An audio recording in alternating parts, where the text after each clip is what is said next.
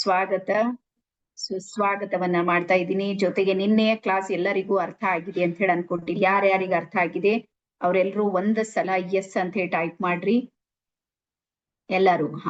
ಅದೇ ರೀತಿ ನಿನ್ನೆ ಹೇಳಿದಂಗ ದಯವಿಟ್ಟು ನಿಮ್ಮ ವಿಡಿಯೋ ಆನ್ ಮಾಡಿದ್ರ ನಿಮ್ಗೆ ರಿಸಲ್ಟ್ ಸರಿಯಾಗಿ ಬರುತ್ತೆ. ಯಾವಾಗ್ಲೂ ನೋಡ್ರಿ, ನೆನ್ಪಿಡ್ರಿ, ಸಮಯ ಮತ್ತು ಹಣ ಇದೆ ನೋಡ್ರಿ, ಅದು ಯಾವತ್ತೂ ಸಿಗೋದಿಲ್ಲ. ಯಾವಾಗ ಸಿಗುತ್ತೆ ಅದನ್ನ ಸರಿಯಾಗಿ ಸದುಪಯೋಗ ಮಾಡ್ಕೊಳ್ಬೇಕು. ಹಾಗಾಗಿ ಸಮಯ ಪುನಃ ಜೀವನದಲ್ಲಿ ಸಿಗುತ್ತೆ, ಮತ್ತೆ ಕ್ಲಾಸ್ ಮಾಡ್ಬೋದು, ಅದು ಯಾವ್ದು ಆಪ್ಷನ್ಗಳು ಇರೋದಿಲ್ಲ. ಹಾಗಾಗಿ ಸಿಕ್ಕ ಸಮಯವನ್ನ ನೀವೆಲ್ಲರೂ ಸದುಪಯೋಗ ಮಾಡ್ಕೊಡ್ರಿ ಅಂತೇಳಿ ಹೇಳ್ತಾ ಇವತ್ತಿನ ಒಂದಿಷ್ಟು ವಿಚಾರದ ಕಡೆಗೆ ನಾವೆಲ್ಲರೂ ಹೋಗೋಣ. ಓಕೆ, ಸೊ ಎಲ್ಲರೂ ಆರಾಮಿದ್ದೀರಿ ಅಂತ ಹೇಳಿ ಅನ್ಕೊಂಡಿನಿ. ಡನ್. ಸೊ ಬರೆಯೋದಕ್ಕೆ ಶುರು ಮಾಡೋಣ. ಮತ್ತೆ ನೆಕ್ಸ್ಟ್ ಬ್ರಹ್ಮಾಂಡದ ನಿಯಮ ಅಂತೇಳಿ ಬರೀರಿ ಮೇಲೆ, ಯೂನಿವರ್ಸ್ನ ನಿಯಮ. ಸೊ ಪ್ರತಿಯೊಂದಕ್ಕೂ ಸಮೇತ ತನ್ನದೇ ಆಗಿರುವಂತಹ ನಿಯಮಗಳು ಇರುತ್ತೆ. ಒಪ್ತಿರಿಲ್ಲ? ಒಂದ್ ಸರ್ಕಾರ ನಡಿಬೇಕು ಅಂದ್ರೆ ಅದಕ್ಕೆ ನಿಯಮಗಳಿರುತ್ತೆ. ಈವನ್ ನಮ್ದೊಂದು ಕುಟುಂಬ, ನಮ್ಮ ಮನೆ ನಡಿಬೇಕಂದ್ರೆ ಅದಕ್ಕೊಂದು ನಿಯಮ ಇದೆ. ಒಂದು ಶಾಲೆ ಇದೆ ಅಂದ್ರೆ ಅದಕ್ಕೊಂದು ನಿಯಮ ಇದೆ. ಯಾವುದೇ ಏನ್ ಬೇಕಾಗಿಂದ ಯಾವ್ದು ತಗೋರಿ, ಪ್ರತಿಯೊಂದಕ್ಕೂ ಸಮೇತ ತನ್ನದೇ ಆಗಿರುವಂತ ರೂಲ್ಸ್ ಗಳಿವೆ. ರೂಲ್ಸ್ ಅಂಡ್ ರೆಗ್ಯುಲೇಷನ್ಸ್, ನಿಯಮಗಳು ಇದ್ದೇ ಇರುತ್ತೆ. ಅದೇ ರೀತಿ ನಮ್ಮ ಯೂನಿವರ್ಸ್ ಬ್ರಹ್ಮಾಂಡ ಇದೆ ನೋಡ್ರಿ, ಬ್ರಹ್ಮಾಂಡದ ನಿಯಮವನ್ನ ಒಂದ್ ವೇಳೆ ನಾವು ಅರ್ಥ ಮಾಡ್ಕೊಂಡ್ರೆ ನಾವು ಬ್ರಹ್ಮಾಂಡದ ಜೊತೆಗೆ ಯಾವ ರೀತಿ ಕನೆಕ್ಟ್ ಆಗ್ಬೇಕನ್ನೋದು ನಮ್ಗೆ ಗೊತ್ತಾಗುತ್ತೆ. ಇಲ್ಲಿರೋದು ಸೀಕ್ರೆಟ್. ಸೊ ಹಾಗಾಗಿ ಬ್ರಹ್ಮಾಂಡದ ಮೊದಲ ನಿಯಮ ಏನ್ ಹೇಳುತ್ತೆ ಬರ್ಕೊಡ್ರಿ. ಬ್ರಹ್ಮಾಂಡದ ಮೊದಲ ನಿಯಮ ಏನ್ ಹೇಳುತ್ತೆ ಅಂದ್ರ, ಬ್ರಹ್ಮಾಂಡದಲ್ಲಿರುವಂತ ಎಲ್ಲರಿಗೂ ಸಮೇತ ಸಮಾನ ನ್ಯಾಯ ಇದೆ ಅಂತ ಹೇಳುತ್ತೆ. ಎಲ್ಲರೂ ಸಮಾನರು ಬ್ರಹ್ಮಾಂಡದ ಎದುರಿಗೆ. ಇಲ್ಲಿ ಈವನ್ ಪ್ರಾಣಿ ಪಕ್ಷಿ ಯಾವ್ದೇ ತಗೋರ್, ಬರೀ ಮನುಷ್ಯ ಅಷ್ಟೇ ಗ್ರೇಟ್ ಇದ್ದಾನೆ, ಉಳಿದವರೆಲ್ಲ ಕನಿಷ್ಠ ಇಲ್ಲ. ಬ್ರಹ್ಮಾಂಡದ ಎದುರಿಗೆ ಎಲ್ಲವೂ ಸಮೇತ ಏನಿದೆ, ಸಮಾನತೆ ಇದೆ, ಮತ್ತೆ ಸಮಾನವಾದ ನ್ಯಾಯ ಇದೆ. ಸರಿ ಮಾಡಿದವರಿಗೆ ಸರಿ ಶಿಕ್ಷೆ ಇದೆ, ತಪ್ಪು ಮಾಡಿದವರಿಗೆ ತಪ್ಪು ಶಿಕ್ಷೆ ಇದೆ. ಪ್ರತಿಯೊಬ್ಬರಿಗೂ ಸಮೇತ ಅವ್ರು ಮಾಡಿರುವಂತ ಕರ್ಮಗಳು ಮತ್ತೆ ರಿಟರ್ನ್ ಬರ್ತಾನೆ ಇರುತ್ತೆ. ಸೊ ಹಾಗಾಗಿ ಬ್ರಹ್ಮಾಂಡದ ಮೊದಲ ನಿಯಮ ಏನ್ ಹೇಳುತ್ತೆ, ಸಮಾನತೆ. ಇಲ್ಲಿ ಹೆಚ್ಚು ಕಡಿಮೆ ಭೇದ ಭಾವ ಇದು ಯಾವುದು ಇಲ್ಲೇ ಇಲ್ಲ. ಶ್ರೀಮಂತ ಬಡವ ಇದು ಯಾವುದು ಸಮೇತ ಬ್ರಹ್ಮಾಂಡದಲ್ಲಿ ಲೆಕ್ಕಕ್ಕಿಲ್ಲ. ಇಲ್ಲಿ ಎಲ್ಲರೂ ಏನಿದೀವಿ, ಸಮಾನರಿದೀವಿ. ಒಂದು ಎಕ್ಸಾಂಪಲ್ ಅನ್ನ ಹೇಳ್ತೀನಿ ನೋಡ್ರಿ. ಒಂದ್ 5-10 ಮಂಜಿಲ್ ಬಿಲ್ಡಿಂಗ್ ಲಿಂದ, ಒಂದ್ 10 ಮಂಜಿಲ್ ಬಿಲ್ಡಿಂಗ್ ಲಿಂದ ಯಾರೋ ಒಬ್ಬ ಗುಡಿಸಲಿರುವಂತ ಒಬ್ಬ ವ್ಯಕ್ತಿ ಮೇಲಿಂದ ಕೆಳಗ್ ಬಿದ್ದಾನಂದ್ರ ಅವನು ಸಾಯ್ತಾನ. ಟಾಟಾ ಬಿರ್ಲಾ ಅಂಬಾನಿ ಅದಾನಿ ಮಗ ಬಿದ್ದಾನಂದ್ರು ಅವನು ಸಾಯ್ತಾನ. ಗೊತ್ತಾ? ಈಕ್ವಾಲಿಟಿ ಇದೆ ಇಲ್ಲಿ. ಬ್ರಹ್ಮಾಂಡ ಬಹಳ ಶ್ರೀಮಂತ ಇದ್ದಾನೆ, ಅವನಿಗೆ ಕಾಪಾಡ್ಬೇಕು ಅಂತ ಹಂಗೇನಿಲ್ಲ. ಬ್ರಹ್ಮಾಂಡದ ಎದುರಿಗೆ ನಾವೆಲ್ಲರೂ ಏನಿದ್ದೀವಿ, ಸಮಾನರಿದ್ದೀವಿ. ಹಾಗಾದ್ರೆ ಇಲ್ಲಿ ನಾವು ಯೋಚನೆ ಮಾಡೋದು ಏನು ಅಂದ್ರೆ, ಹಾಗಾದ್ರೆ ನಮ್ಗೆ ಕಷ್ಟಗಳು ಯಾಕೆ ಬಂದು? ಮತ್ತೆ ಬ್ರಹ್ಮಾಂಡ ಎಲ್ಲರಿಗೆ ಈಕ್ವಾಲಿಟಿ ಇದೆ ಅಂದ್ರೆ, ಒಬ್ರು ಶ್ರೀಮಂತರು ಕಾಣ್ತಾ ಇದ್ದಾರೆ, ಒಬ್ರು ಬಡವರು ಇದ್ದಾರೆ, ಒಬ್ರು ಬಹಳ ರೋಗಗ್ರಸ್ತಿದ್ದಾರೆ, ಒಬ್ರು ಬಹಳ ಹೆಲ್ದಿ ಆಗಿದ್ದಾರೆ, ಒಬ್ರು ಬಹಳ ಖುಷಿಯಾಗಿದ್ದಾರೆ, ಇನ್ನೊಬ್ರು ಬಹಳ ದುಃಖಿಯಾಗಿದ್ದಾರೆ. ಇದಕ್ಕೆ ರೀಸನ್ಗಳು, ಕಾರಣ ಯಾರ್ಯಾರಿಗೆ ಡೌಟ್ ಇದೆ ಸ್ವಲ್ಪ ನನ್ಗೆ ಕೈ ಮಾಡ್ರಿ. ಬ್ರಹ್ಮಾಂಡದ ಎದುರಿಗೆ ನಾವೆಲ್ಲರೂ ಸಮಾನರಿದ್ದೀವಂದ್ರ ಇದೆಲ್ಲಾ ಸಮಸ್ಯೆಗಳು ಅದ್ರ ಮೂಲ ಎಲ್ಲಿದೆ ಬರ್ಕೊಡ್ರಿ ದಯವಿಟ್ಟು. ಇದೆಲ್ಲದರ ಮೂಲ ಯಾವುದು ಅಂದ್ರ ನಮ್ಮ ಕರ್ಮಗಳು. ಬ್ರಹ್ಮಾಂಡ ಕಾರಣ ಅಲ್ಲ, ನಮ್ಮ ಸಮಸ್ಯೆಗೆ ಬ್ರಹ್ಮಾಂಡ ಕಾರಣ ಅಲ್ಲ. ನಾವು ಮಾಡಿರುವಂತಹ ಕರ್ಮಗಳು. ಅದ್ರ ಜೊತೆಗೆ ಬರ್ಕೋರಿ, ನಮಗೆ ಶಾರೀರಿಕವಾಗಿರುವಂತಹ ಸಮಸ್ಯೆಗಳಿದ್ದರೆ ಸ್ಪಷ್ಟವಾಗಿ ಬರ್ಕೊಡ್ರಿ. ನಮ್ಗೆ ಶಾರೀರಿಕ A to Z ನಿನ್ನೆ ಹೇಳಿದ್ ನೋಡ್ರಿ, ರೇಖೆಯಲ್ಲಿ ಎಲ್ಲದಕ್ಕೂ ಪರಿಹಾರ ಇದೆ. ನಿನ್ನೆ ಕೇಳಿದ್ರಿ ಕ್ಲಾಸು. ನಿನ್ನೆ ಒಂದ್ ವೇಳೆ ಯಾರಾದ್ರೂ ಜಾಯಿನ್ ಆಗಿಲ್ಲ, ಅಚಾನಕ್ ಇವತ್ ಬಂದಿರಿ ಅಂದ್ರೆ ನಿನ್ನೆ ವಿಡಿಯೋ ಕಂಪಲ್ಸರಿಯಾಗಿ ನೀವು ನೋಡ್ಬೇಕಂದ್ರೆ ನಿಮ್ಗೆ ಇವತ್ತಿನ ಕ್ಲಾಸ್ ಸ್ವಲ್ಪ ಅರ್ಥ ಆಗುತ್ತೆ. ಸೊ ಹಾಗಾಗಿ ಇಲ್ಲಿ ಬ್ರಹ್ಮಾಂಡ ಏನ್ ಹೇಳುತ್ತೆ, ಎಲ್ಲರಿಗೂ ಏನಿದೆ, ಇಲ್ಲಿ ಸಮಾನತೆ ಇದೆ. ಯಾರಿಗೂ ಹೆಚ್ಚು ಕಡಿಮೆ ಅನ್ನೋದಿಲ್ಲ. ಶಾರೀರಿಕವಾಗಿರುವಂತಹ ಯಾವುದೇ ತೊಂದರೆಗಳು ನನಗಾಗ್ತಾ ಇದೆ ಅಂದ್ರ ಇದ್ರ ರೀಸನ್ ಏನು ಅಂದ್ರ, ನನ್ನ ಶರೀರದಲ್ಲಿರುವಂತಹ ಪಂಚಭೂತಗಳು ಬ್ಯಾಲೆನ್ಸ್ ಇಲ್ಲ ಅಂತ ಅರ್ಥ ಅಷ್ಟೇ. ಇಲ್ಲಿ ಬ್ರಹ್ಮಾಂಡದ ಏನು ಕೈವಾಡ ಇಲ್ಲ. ಎಕ್ಸಾಂಪಲ್, ನನ್ಗೆ ಪೃಥ್ವಿ ತತ್ವ ಸರಿಯಾಗಿ ನನ್ನ ಹತ್ರ ಕೆಲಸ ಮಾಡ್ತಾ ಇಲ್ಲ ಅಂದ್ರೆ ನನ್ ಫ್ಯಾಟ್ ಹೆಚ್ಚಾಗುತ್ತೆ, ಇಲ್ಲ ಕಡಿಮೆ ಆಗುತ್ತೆ. ನನ್ಗೆ ಎಲುಬುಗಳ ಸಮಸ್ಯೆ ಇರುತ್ತೆ. ಆ ನಂತರ ಸಾಕಷ್ಟು ಜನ ವಿಡಿಯೋ ಆಫ್ ಮಾಡಿದ್ರಿ ನೋಡ್ರಿ ನೀವು. ನನ್ಗೆ ಬೇಜಾರಾಗೋದು ರೇಖಿ ಲೆವೆಲ್ 1 ಅಲ್ಲಿ. ಯಾಕಂದ್ರ ವಿಡಿಯೋ ಆಫ್ ಮಾಡ್ಕೊಂಡ್ ಕುಂತಿರ್ತ್ರಿ, ಯಾಕಂತ ನಂಗೆ ಗೊತ್ತಾಗೋದಿಲ್ಲ. ನಾನು ನಿನ್ನೆ ಹೇಳಿನಿ, ಇವತ್ತು ಹೇಳ್ತೀನಿ, ರೇಖಿ ಒಂದು ವಿದ್ಯೆ ಇದೆ. ವಿದ್ಯೆಗೆ ಯಾರು ಗೌರವ ಕೊಡ್ತಾರ ಅವ್ರು ಮಾತ್ರ ಬೆಳಿತಾರ. ನಿಮ್ಗಾಗೋದಿಲ್ಲ ಅಂದ್ರೆ ಕ್ಲಾಸ್ ಮಾಡ್ಬೇಡ್ರಿ. ಅಷ್ಟು ಪ್ರೆಷರ್ ತಗೊಂಡು ಯಾಕೆ ಟೆನ್ಷನ್ ಮಾಡ್ಕೊಂಡಿರ್ತ್ರಿ? ರಿಲ್ಯಾಕ್ಸ್ ಆಗಿ ಮನೇಲಿ ಊಟ ಮಾಡಿ ಮಲ್ಕೋರಿ. ಎಲ್ಲ ಮಾಡ್ಬೇಕಂದ್ರೆ ಅದು ಆಗೋದಿಲ್ಲ. ಹಾಗಾಗಿ ನಿಮ್ಮನ್ನ ನೀವು ಬ್ಯಾಲೆನ್ಸ್ ಮಾಡ್ಲಿಲ್ಲ, ನಿಮ್ಗ್ ನೀವು ಕಂಟ್ರೋಲ್ ಮಾಡ್ಕೊಳ್ಳಿಲ್ಲ, 1 hour ನಿಮ್ ಸಲುವಾಗಿ ನೀವು ಟೈಮ್ ಕೊಡ್ಲಿಲ್ಲ ಅಂದ್ರೆ ಈ ವಿದ್ಯೆ ಒಲಿಯೋದಕ್ಕೆ ಸಾಧ್ಯ ಇಲ್ಲ. ಹಾಗಾಗಿ ಇದು ಕೋರ್ಸ್ ಅಲ್ಲ, ಇದು ಒಂದು ವಿದ್ಯೆ ಇದೆ. ಇದಕ್ಕೆ ಗೌರವ ಕೊಡೋದಿದೆ ನೋಡ್ರಿ, ಇದು ಮೊದಲ ಆದ್ಯತೆ ಇದೆ. ಸೊ ಇದನ್ನ ನೀವು ಮೊದಲು ಅರ್ಥ ಮಾಡ್ಕೊಡ್ರಿ. ಹಾಗಾಗಿ ಶಾರೀರಿಕವಾದ ಯಾವುದೇ ತೊಂದರೆಗಳು ನನಗಾಗ್ತಾ ಇದೆ ಅಂದ್ರ ನನ್ನ ಶರೀರದಲ್ಲಿರುವಂತಹ ಪಂಚಭೂತಗಳಿವೆ ನೋಡ್ರಿ, ಅವು ಬ್ಯಾಲೆನ್ಸಿಂಗ್ ತಪ್ಪಿದೆ ಅಂತ, ಹೆಚ್ಚು ಕಡಿಮೆ ಆಗಿದೆ. ಯಾವುದೋ ಒಂದ್ ಹೆಚ್ಚಾಗಿರುತ್ತೆ, ಯಾವುದೋ ಒಂದ್ ಕಡಿಮೆ ಆಗಿರುತ್ತೆ. ಇಲ್ಲಿ ಬ್ರಹ್ಮಾಂಡ ಏನು ಮಾಡ್ಲಿಕ್ಕೆ ಆಗೋದಿಲ್ಲ. ಯಾವುದಕ್ಕೆ? ಶಾರೀರಿಕ ತೊಂದರೆಯಾದಾಗ ಇಲ್ಲಿ ಬ್ರಹ್ಮಾಂಡದ ಕೈವಾಡ ಏನು ಇರೋದಿಲ್ಲ. ಕೈವಾಡ ಯಾರ್ದಿರುತ್ತೆ? ಬ್ಯಾಲೆನ್ಸಿಂಗ್. ನನ್ನ ಶರೀರ ಬ್ಯಾಲೆನ್ಸ್ ಮಾಡ್ಲಿಕ್ಕೆ ಆಗೋದಿಲ್ಲ, ಅದೇ ಕಾರಣ. ಅದಾದ್ಮೇಲೆ ಎರಡನೇದ್ ಬರುತ್ತೆ, ಎರಡನೇದ್ ಬರ್ಕೊಳ್ಳಿ. ಎರಡನೇದ್ ಯಾವುದು ಅಂದ್ರೆ ನನಗೆ ಮಾನಸಿಕ ಸಮಸ್ಯೆ ಇದೆ ನೋಡ್ರಿ. ನೆನ್ಪಿಡ್ರಿ, 10% ಮಾತ್ರ ನಮ್ಗೆ ಶಾರೀರಿಕ ತೊಂದರೆ ಇದೆ, 90% ಪ್ರಾಬ್ಲಮ್ಸ್ ಇರೋದು ಮಾನಸಿಕ. ಎಲ್ಲರಿಗೂ ಮನಸ್ಸು ಎಲ್ಲಾರ್ದು ಹೆಚ್ಚು ಕಡಿಮೆ ಎಲ್ಲಾರ್ದು ರೋಗಗ್ರಸ್ತ ಮನಸ್ಸುಗಳಾಗಿವೆ. ಹಾಗಾಗಿ ಮನಸ್ಸಿಗೆ, ನಮ್ಮ ಮನಸ್ಸು ಸರಿ ಇಲ್ಲ, ಭಾವನೆಗಳು ಸರಿ ಇಲ್ಲ, ನನಗೆ ಮಾನಸಿಕವಾದ ಬಹಳಷ್ಟು ತೊಂದರೆ ಇದೆ, ನೋವು ಇದೆ, ದುಃಖ ಇದೆ, ಸಂಘರ್ಷ ಇದೆ, ಹೋರಾಟ ಇದೆ, ಹತಾಶೆ ಇದೆ, ನಿರಾಶೆ ಇದೆ. ಇದು ಎಲ್ಲದರ ಹಿಂದೆ ಇರುವಂತದ್ದು ಒಂದು ಕಾರಣ ಏನು ಅಂದ್ರ ನನ್ನ ಕರ್ಮಗಳು. ಬರ್ಕೋರಿ. ಶರೀರಕ್ಕೆ ತೊಂದರೆ ಇದೆ ಅಂದ್ರ ಪಂಚಭೂತಗಳ ಕಾರಣ ಇದೆ, ಮಾನಸಿಕವಾದ ತೊಂದರೆಗಳಿವೆ ಅಂದ್ರ ನನ್ನ ಕರ್ಮಗಳು ನನ್ನ ಕಾರಣ ಇದ್ದಿರುತ್ತೆ. ಹಾಗಾಗಿ ಇಲ್ಲಿ ಬ್ರಹ್ಮಾಂಡದ ಕೈವಾಡ ಏನೇನೂ ಇಲ್ಲ. ಇದನ್ನ ಸ್ಪಷ್ಟವಾಗಿ ತಲೆಯೊಳಗಿಂದ ತೆಗೆದಾಕ್ರಿ. ಸಣ್ಣ ಪುಟ್ಟ ವಿಷಯಕ್ಕೆಲ್ಲ ದೇವ್ರಿಗೆ ಬೈಯೋದಕ್ ಶುರು ಮಾಡ್ತೀವಿ. ಪರಮಾತ್ಮ ನನ್ಗೆ ಅನ್ಯಾಯ ಮಾಡಿದ್ದ ಅಂತ ಹೇಳಿ ಅನ್ಕೊಂಡಿರ್ತೀವಿ. ಏನೇನು ಅಲ್ಲಿ ಇಲ್ಲಿ ಯಾರ್ದು ಕೈವಾಡ ಇಲ್ಲ. ಇಲ್ಲಿ ಯಾರ್ದಿದೆ ಅಂದ್ರ ನನ್ನ ಕರ್ಮಗಳು. ಹಾಗಾಗಿ ರೇಖೆ ನಿಮಗೆ ಕರ್ಮಗಳ ಬಂಧನದಿಂದನೂ ಬಿಡುಗಡೆ ಮಾಡುತ್ತೆ, ಶಾರೀರಿಕವಾದ ಸಮಸ್ಯೆಗಳಿಂದನೂ ನಿಮ್ಗೆ ಬಿಡುಗಡೆ ಮಾಡುತ್ತೆ. ಎರಡನ್ನ ಬ್ಯಾಲೆನ್ಸ್ ಮಾಡೋದಕ್ಕೆ ರೇಖೆ ನಿಮ್ಗೆ ಸಪೋರ್ಟ್ ಮಾಡುತ್ತೆ. ಹಾಗಾಗಿ ಬ್ರಹ್ಮಾಂಡದ ಮೊದಲ ನಿಯಮ ಎಲ್ಲಾರು ನೆನ್ಪಿಡ್ರಿ, ಸಮಾನತೆ. ಎಲ್ಲರಿಗ ಅರ್ಥ ಆಯ್ತಾ? ಸುವರ್ಣ ಮೇಡಮ್, ಸುವರ್ಣ ವಂದನಾ, ನೀವು ನನಗೆ ಕಾಣ್ತಾ ಇದ್ದೀರಿ. ಮತ್ ಕೆಲವ್ರು ಕಂಪನಿಗಳೆಲ್ಲ ಬಂದಿರಿ ಇವತ್ತು. ಕಂಪನಿದವರೆಲ್ಲ ಚೇಂಜ್ ಆಗಿ ದಯವಿಟ್ಟು ನಿಮ್ ಹೆಸರನ್ನ ಪ್ರೀತಿಸ್ರಿ ದಯವಿಟ್ಟು. ಓಕೆ, ಸೊ ನೆಕ್ಸ್ಟ್ ಬರ್ಕೋರಿ. ಬ್ರಹ್ಮಾಂಡದ ಎದುರಿಗೆ ನಾವೆಲ್ಲರೂ ವಿಶೇಷವಾಗಿದ್ದೀವಿ, ವಿಶೇಷತೆ ಇದೆ, ಬಹಳ ಅದ್ಭುತ ಇದ್ದೀವಿ ನಾವೆಲ್ಲರೂ. ಬ್ರಹ್ಮಾಂಡದ ಎದುರಿಗೆ ಎಲ್ಲರೂ ವಿಶೇಷ, ವಿಶಿಷ್ಟ ಮತ್ತು ವಿಭಿನ್ನತೆ ಇದೆ ನಮ್ಮ ಹತ್ರ. ಒಬ್ರಂಗ್ ಇನ್ನೊಬ್ರು ಇರೋದಕ್ ಸಾಧ್ಯನೇ ಇಲ್ಲ. ಇದು ಬ್ರಹ್ಮಾಂಡದ ನಿಯಮನೇ. ಬ್ರಹ್ಮಾಂಡ ಏನ್ ಮಾಡಿದೆ ಅಂದ್ರ ಒಬ್ರನ್ನ ವಿಶಿಷ್ಟವಾಗಿ ನಿರ್ಮಾಣ ಮಾಡಿದೆ, ವಿನೂತನವಾಗಿದೆ. ಅಲ್ಲಿ ಯಾವುದೋ ಒಂದು ಎಕ್ಸ್ಟ್ರಾ ಆರ್ಡಿನರಿ ವರ್ಕ್ ನಡೀತಾ ಇದೆ. ಹಾಗಾಗಿ ಈಗ ನೋಡ್ರಿ, ನನ್ನ ಸ್ಕ್ರೀನ್ ಮೇಲೆ 154 ಮೆಂಬರ್ಸ್ ಇದ್ದೀವಿ ನಮ್ದೇ. ನೀವು ಬೇಕಾದ್ರೆ ಎಲ್ಲಾ ಸ್ಕ್ರೀನ್ ಅನ್ನ ಸ್ವಲ್ಪ ಹಿಂಗ್ ತಿರುಗಿ ಸ್ಕ್ರೋಲ್ ಮಾಡಿ ನೋಡ್ರಿ, ಒಬ್ರಂಗೆ ಇನ್ನೊಬ್ರು ಇದ್ದೀವೇನು? ಒಬ್ರ ತರ ಇನ್ನೊಬ್ರು ಇದ್ದೀವ? ಸೇಮ್ ಕಲರ್ ಡ್ರೆಸ್ ಹಾಕಿರ್ಬೋದು, ಸೇಮ್ ಪ್ಲೇಸ್ ಮೇಲೆ ಕುಂತಿರ್ಬೋದು, ಇಲ್ಲ ಹೋಗ್ಲಿ ಒಂದೇ ತಾಯಿ ಹೊಟ್ಟಿಯಿಂದನೂ ನಾವು ಹುಟ್ಟಿರ್ಬೋದು, ಆದ್ರೂ ಸಮೇತ ಸೇಮ್ ಅವಳ ಜವಳಿ ಮಕ್ಳಿರ್ತಾವ್ ನೋಡ್ರಿ, ಅವುಗಳಲ್ಲೂ ಭೇದ ಭಾವ ಇದೆ. ಫೇಸ್ ಗಳು ಸೇಮ್ ಇರ್ತಾವ, ಒಳಗಿನ ಸ್ವಭಾವಗಳು ಚೇಂಜ್ ಇರುತ್ತೆ. ಗೊತ್ತಿರ್ಲಿ ನಿಮ್ಗೆ, ಯಾರ ಮನೇಲಿ ಇದ್ದಾರೆ ಅವ್ರಿಗೆ ಬೇಕಾದ್ರೆ ಕೇಳ್ರಿ ನೀವು. ಒಂದ್ ಬಾರಿ ಮಗು ಸ್ಟ್ರಾಂಗ್ ಇರುತ್ತೆ, ಒಂದ್ ಸ್ವಲ್ಪ ವೀಕ್ ಇರುತ್ತೆ ಅಲ್ಲೇ. ಅಂದ್ರೆ ಇದ್ರ ಅರ್ಥ ಏನು ಅಂದ್ರ, ಬ್ರಹ್ಮಾಂಡದ ಎರಡನೇ ನಿಯಮ ಏನ್ ಹೇಳುತ್ತೆ ಅಂದ್ರ, ನೀನು ಬಹಳ ವಿಶೇಷ ಇದ್ದಿ ಅಂತ ನಿಮ್ಗೆ ಮೆಸೇಜ್ ಕೊಡ್ತಾ ಇದೆ ಬ್ರಹ್ಮಾಂಡ. ನೀನ್ ಕಮ್ಜೋರ್ ಇಲ್ಲ, ಕೈಲಾಗದಂಗೆ ಯೋಚನೆ ಮಾಡ್ಬೇಡ. ನೀನು ಬಹಳ ವಿಶೇಷ, ವಿಶಿಷ್ಟ ಮತ್ತು ವಿಭಿನ್ನತೆಯಿಂದ ಕೂಡಿರುವಂತ ಜೀವರಾಶಿಗಳಲ್ಲಿ ನಾವು. ಹಾಗಾಗಿ ಇದನ್ನ ಕುರಿತು ಅಭಿಮಾನ ಪಡಬೇಕಾ ಅಥವಾ ದುಃಖಿ ಆಗ್ಬೇಕು? ನನ್ಗೆ ಹೇಳ್ರಿ. ಅಭಿಮಾನ ಇರ್ಬೇಕಲ್ಲ ನಮ್ಗೆ. ಆದ್ರೆ ನಾವೇನು ಅಂದ್ರೆ, ನಾವ್ ಯಾಕೆ ದುಃಖಿ ಆಗಿರ್ತೀವಿ? ದುಃಖದ ಕಾರಣ ಅಂದ್ರ ನಾವು ಹೋಲಿಕೆ ಮಾಡ್ಕೊಳಕ್ ಶುರು ಮಾಡ್ತೀವಿ.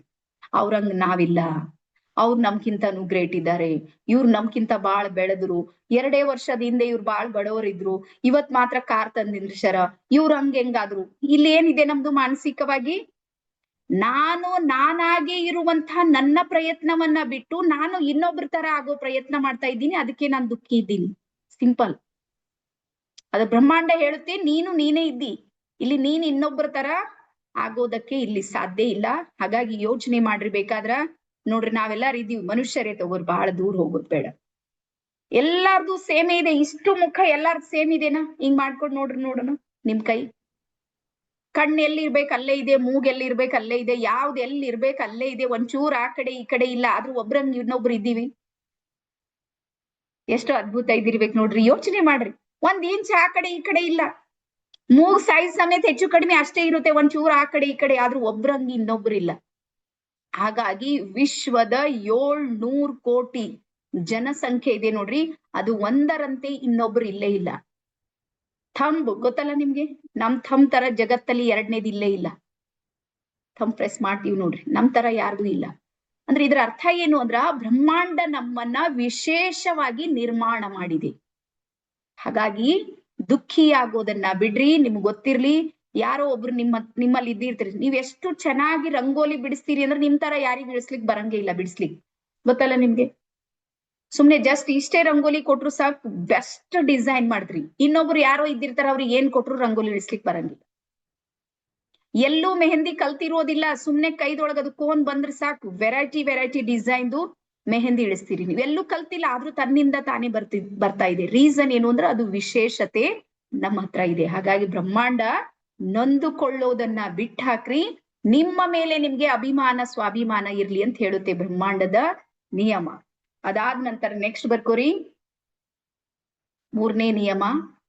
ಬ್ರಹ್ಮಾಂಡ ಏನ್ ಹೇಳುತ್ತೆ, ಆಲ್ ಆರ್ ಅವತಾರ್. ಅವತಾರ್ ಅಂದ್ರೆ ನಾವೆಲ್ಲರ ಅವತಾರ ಪುರುಷರಿದ್ದೀವಿ ಅಂತ ಗೊತ್ತಲ್ಲ. ಪ್ರಪಂಚದಲ್ಲೆಲ್ಲ ಅವತಾರಗಳ, ದೇವತೆಗಳದ ಅವತಾರಗಳಾಗಿರುತ್ತೆ. ಹಾ, ಸೊ ಹಾಗಾಗಿ ನಾವು ಈ ಭೂಮಿ ಮೇಲೂ ಸಮೇತ ಸಾಮಾನ್ಯವಾಗಿ ಬಂದಿಲ್ಲ, ಒಂದು ಅವತಾರವನ್ನ ತಗೊಂಡ್ ಬಂದೀವಿ. ಅವತಾರ ಅಂದ್ರೆ ಒಂದು ವಿಶೇಷ ಕಾರ್ಯಕ್ಕಾಗಿ ನಾವು ಭೂಮಿಗೆ ಬಂದೀವಿ. ಹಾಗಾಗಿ ಅದನ್ನ ಮಾಡೋ ತನಕ ಬ್ರಹ್ಮಾಂಡ ನಮ್ಗೆ ಬಿಡೋದಿಲ್ಲ, ನೆನ್ಪಿಡ್ರಿ. ನಮ್ಗೆ ಯಾಕದು ಪುನರಪಿ ಜನನಂ ಪುನರಪಿ ಮರಣಂ, ಈ ಜನನ ಮರಣಗಳ ಚಕ್ರಗಳಲ್ಲಿ ಯಾಕೆ ಸುತ್ತಾಡ್ತಾ ಇರ್ತೀವಿ ಅಂದ್ರ, ನಾನು ಯಾವ್ದೋ ಒಂದು ಉದ್ದೇಶಕ್ಕಾಗಿ ಭೂಮಿಗೆ ಬಂದೀನಿ, ನಾನು ಮರ್ತ್ ಬಿಟ್ಟಿನಿ ಅದು. ಅವಾಗ ಬ್ರಹ್ಮಾಂಡ ಮತ್ತೊಂದು ಜನ್ಮ ಕೊಟ್ಟು ನೋಡುತ್ತೆ, ಮತ್ತೊಂದು ಜನ್ಮ, ಕೊನೆಗೆ ತನ್ನ ಉದ್ದೇಶ ಏನಿದೆ ನೋಡ್ರಿ, ಯಾವ ಅವತಾರವನ್ನ ಪೂರ್ಣ ಮಾಡುವುದಕ್ಕೆ ನಾವು ಬಂದೀವಿ ಅದನ್ನ ಪೂರ್ಣ ಮಾಡ್ಲೇಬೇಕು. ಇದು ಬ್ರಹ್ಮಾಂಡದ ನಿಯಮ. ಅದಾದ ನಂತರ ನೆಕ್ಸ್ಟ್ ಬರ್ಕೋರಿ, ಪ್ರತಿಯೊಂದರಲ್ಲೂ ಸಮೇತ ಎನರ್ಜಿ ಮತ್ತು ಫ್ರೀಕ್ವೆನ್ಸಿ ಇದೆ. ಸರಿಯಾಗಿ ಬರ್ಕೊಡ್ರಿ, ಪ್ರತಿಯೊಂದರಲ್ಲೂ ಸಮೇತ ಏನಿದೆ, ಎನರ್ಜಿ ಮತ್ತು ಫ್ರೀಕ್ವೆನ್ಸಿ ಇದೆ. ಶಕ್ತಿ ಮತ್ತು ಶಕ್ತಿಯ ತರಂಗಗಳಿವೆ.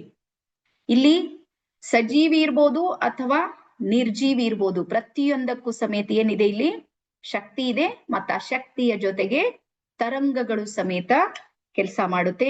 ಅದಾದ ನಂತರ ಕೊನೆಗೆ ಬರ್ಕೋರಿ, ಪ್ರತಿಯೊಂದರಲ್ಲೂ ಸಮೇತ ಶಬ್ದ ಮತ್ತು ಬೆಳಕಿನ ಪ್ರಭಾವ ಇದೆ. ಎಲ್ಲವೂ ನೀವು ಬೇಕಾದ್ರೆ ನೋಡ್ರಿ, ಇವತ್ತು ನಾವು ನೋಡೋದಕ್ಕೆ ಶುರು ಮಾಡ್ತಾ ಇದ್ದೀವಿ. ಕಣ್ಗಳು ಯಾವುದರ ಆಧಾರ ಮೇಲೆ ನೋಡ್ತಾ ಇವೆ? ಬೆಳಕು. ನೀವು ಕುಳಿತಿರುವಂತ ರೂಮ್ ಇದೆ ನೋಡ್ರಿ, ಲೈಟ್ ತೆಗೆದು ಬಿಡ್ರಿ, ಒಂದಾರ ಕಾಣುತ್ತಾ ನಿಮ್ಗೆ? ನೀವ್ ಯಾವ ರೂಮ್ ನಲ್ಲಿ ಇದ್ದೀರಿ ಅಷ್ಟು ಲೈಟ್ ಎಲ್ಲ ಆಫ್ ಮಾಡ್ಬಿಟ್ಟಿರಿ, ಕಾಣುತ್ತಾ ಏನಾದ್ರು ಪುಷ್ಪಾ ಮೇಡಮ್? ಲೈಟ್ ಎಲ್ಲ ತೆಗ್ದ್ಮೇಲೆ ಏನಾದ್ರು ಕಾಣುತ್ತಾ? ಕಾಣೋದಿಲ್ಲ. ಈಗ ಲೈಟ್ ಇಲ್ದಾಗ ಕಾಣೋದಿಲ್ಲ ಅಂದ್ರೆ ಅಲ್ಲಿ ಎರಡನೇ ನಮ್ಗೆ ಅಂದಾಜು ಹಚ್ಚೋದಕ್ಕೆ ಎರಡನೇ ಆಪ್ಷನ್ ಇರುತ್ತೆ, ಅದು ಯಾವ್ದಂದ್ರೆ ಶಬ್ದ. ಶಬ್ದ ಅಲ್ಲೇ ಹಿಂಗ್ ಕೈ ಆಡಿಸಿ ನೋಡ್ತೀವಿ, ಏನಿದೆ ಆ ಶಬ್ದದ ಮೇಲೆ ಗುರುತಿಸ್ತೀವಿ. ಎಸ್, ಇಲ್ಲಿ ನನ್ ಮೊಬೈಲ್ ಇದೆ, ಇಲ್ಲಿ ನಂದೇನೋ ಇದೆ, ಆ ಶಬ್ದ. ಒಂದ್ ವೇಳೆ ಶಬ್ದನೂ ಬರ್ಲಿಲ್ಲ, ಸುಮ್ನೆ ಥಿಂಕ್ ಮಾಡಿ, ಈಗ ಲೈಟ್ನೂ ಇಲ್ಲ, ಬೆಳಕು ಇಲ್ಲ, ಶಬ್ದನೂ ಇಲ್ಲ, ಅವಾಗ ಇನ್ನೂ ಒಂದು 3ನೇ ಕೆಲಸ ನಡೆಯುತ್ತೆ, ನಮ್ಮೊಳಗಿನ ಆತ್ಮ, ನನ್ನೊಳಗಿನ ನಾನು ಇದೆ ನೋಡ್ರಿ, ಅದು ಅಂದಾಜು ಮಾಡುವುದಕ್ಕೆ ಶುರು ಮಾಡುತ್ತೆ. ಹಾಗಾಗಿ ಬ್ರಹ್ಮಾಂಡ ನಮ್ಮೊಳಗೊಂದು ವಿಶೇಷವಾಗಿರುವಂತಹ ಶಕ್ತಿಯನ್ನ ನೀಡಿದೆ. ಇದಿಷ್ಟೆಲ್ಲ ತಿಳಿತು ಅಂತ ಅನ್ಕೊಂಡಿನಿ. ಡನ್. ಮುಂದೆ ಹೋಗೋಣ. ಯಾರ್ಯಾರಿಗೆ ತಿಳಿದಿದೆ ಒಂದ್ಸಲ 2 ಕೈಗಳನ್ನ ಮಾಡ್ರಿ, ಎಸ್ ಅಂತ ಹೇಳ್ರಿ. ಎಸ್, ಒಂದ್ಸಲ ಸ್ಕ್ರೀನಿಗೆ ಬರ್ತೀನಿ, ವೇಟ್ ಮಾಡ್ರಿ. ಹಾ, ಆ ನಂತರ ನಾಳೆ ನಿಮ್ಗೆ ದೀಕ್ಷೆ ಇರುತ್ತೆ. ಈಗ ಒಂದ್ಸಲ ಬರ್ಕೊಡ್ರಿ, ಮತ್ತೆ ನಾನು ಸ್ಪೀಡ್ ಹೆಚ್ಚಾದ್ರೆ ಮತ್ತೆ ನಾನು ವಾಪಸ್ ಬರೋದಿಲ್ಲ. ನಾಳೆ ನಿಮ್ಮ ಕ್ಲಾಸು 10 ರಿಂದ 12 ಗಂಟೆ ತನಕ ಇರುತ್ತೆ ನಿಮ್ ಕ್ಲಾಸ್, ಸ್ವಲ್ಪ ನೋಟ್ ಮಾಡ್ಕೊಡ್ರಿ. ನಾಳೆ 10 ರಿಂದ 12 ಗಂಟೆಗಳ ತನಕ ನಿಮ್ಮ ಕ್ಲಾಸ್ ಇರುತ್ತೆ ಬೆಳಿಗ್ಗೆ. ಮತ್ತೆ ನಾಳೆ ನಿಮ್ದು ದೀಕ್ಷೆ ಇರುತ್ತೆ. ಇವತ್ತು ಕ್ಲಾಸು, ನಾಳೆ ನಿಮ್ಗೆ ದೀಕ್ಷೆ ಇರುತ್ತೆ. ದೀಕ್ಷೆಯ ಸಿದ್ಧತೆಗಳು ಅಂತ ಬರ್ಕೋರಿ, 1-2 ನಿಮಿಷ ಬರ್ಕೋರಿ, ಆಮೇಲೆ ಮತ್ತೆ ಮುಂದೆ ಹೋಗೋಣ. ದೀಕ್ಷೆಯ ಸಿದ್ಧತೆಯಲ್ಲಿ ನೀವು 9 ಗಂಟೆಗೆ ಸ್ನಾನ ಮಾಡಿರ್ಬೇಕು. ಸ್ನಾನ ಮಾಡಿ ಬಿಳಿ ಬಟ್ಟೆಗಳನ್ನ ಕಂಪಲ್ಸರಿ ಧರಿಸ್ಬೇಕು ದೀಕ್ಷೆ ಟೈಮ್ನಲ್ಲಿ. ವೈಟ್ ಡ್ರೆಸ್ ಯಾರ ಹತ್ರ ಆದ್ರೂ ಇಲ್ಲ ಅಂದ್ರೆ ನಾಳೆ ನೀವು ದೀಕ್ಷೆ ತಗೋಬೇಡ್ರಿ. ಆಮೇಲೆ ಯಾರಿಗ್ ವಿಡಿಯೋ ಆನ್ ಮಾಡ್ಲಿಕ್ಕೆ ಆಗೋದಿಲ್ಲ ಅವರು ದೀಕ್ಷೆ ತಗೋಬೇಡ್ರಿ, ಆರಾಮ್ಸಿ ಮನೆಯಲ್ಲಿ ಇದ್ ಬಿಡ್ರಿ. ಯಾಕಂದ್ರೆ ದೀಕ್ಷೆ ಕೊಡೋದಿಲ್ಲ, ನಾವು ರಿಮೂವ್ ಮಾಡಿದ್ರೆ ನಿಮ್ಗೆ ಸಿಟ್ಟು ಬರುತ್ತೆ ಮತ್ತೆ. ಹಾ, ಸೊ ಹಾಗಾಗಿ white dress compulsory, video on compulsory. ಅದ್ರ ನಂತರ 108 ಸಲ ಓಂಕಾರವನ್ನ ಮಾಡಿರ್ಬೇಕು ನೀವು. ಕ್ಲಾಸ್ ಅಲ್ಲಿ ಅಟೆಂಡ್ ಆಗೋಕ್ಕಿಂತ ಮುಂಚೆ 108 ಸಲ ಓಂಕಾರ. ಓಂಕಾರ ಬರ್ದು ಬ್ರಾಕೆಟ್ ನಲ್ಲಿ ಹಾಕ್ರಿ. ನಾಭಿಯಿಂದ, ನಾಭಿ ಚಕ್ರ ಇದೆ ನೋಡ್ರಿ, ಇಲ್ಲಿಂದ ಓಂಕಾರ ಮಾಡ್ಬೇಕು. ನಾಭಿ ಚಕ್ರ ಅಂದ್ರೆ ನಿಧಾನವಾದ ಮತ್ತು ಸುದೀರ್ಘವಾದ ಓಂಕಾರ ಅಂತಾರೆ ನಾಭಿ. ಹಿಂಗ ಓಂ ಓಂ ಓಂ ಓಂ ಹಿಂಗಿಲ್ಲ. ಓಂ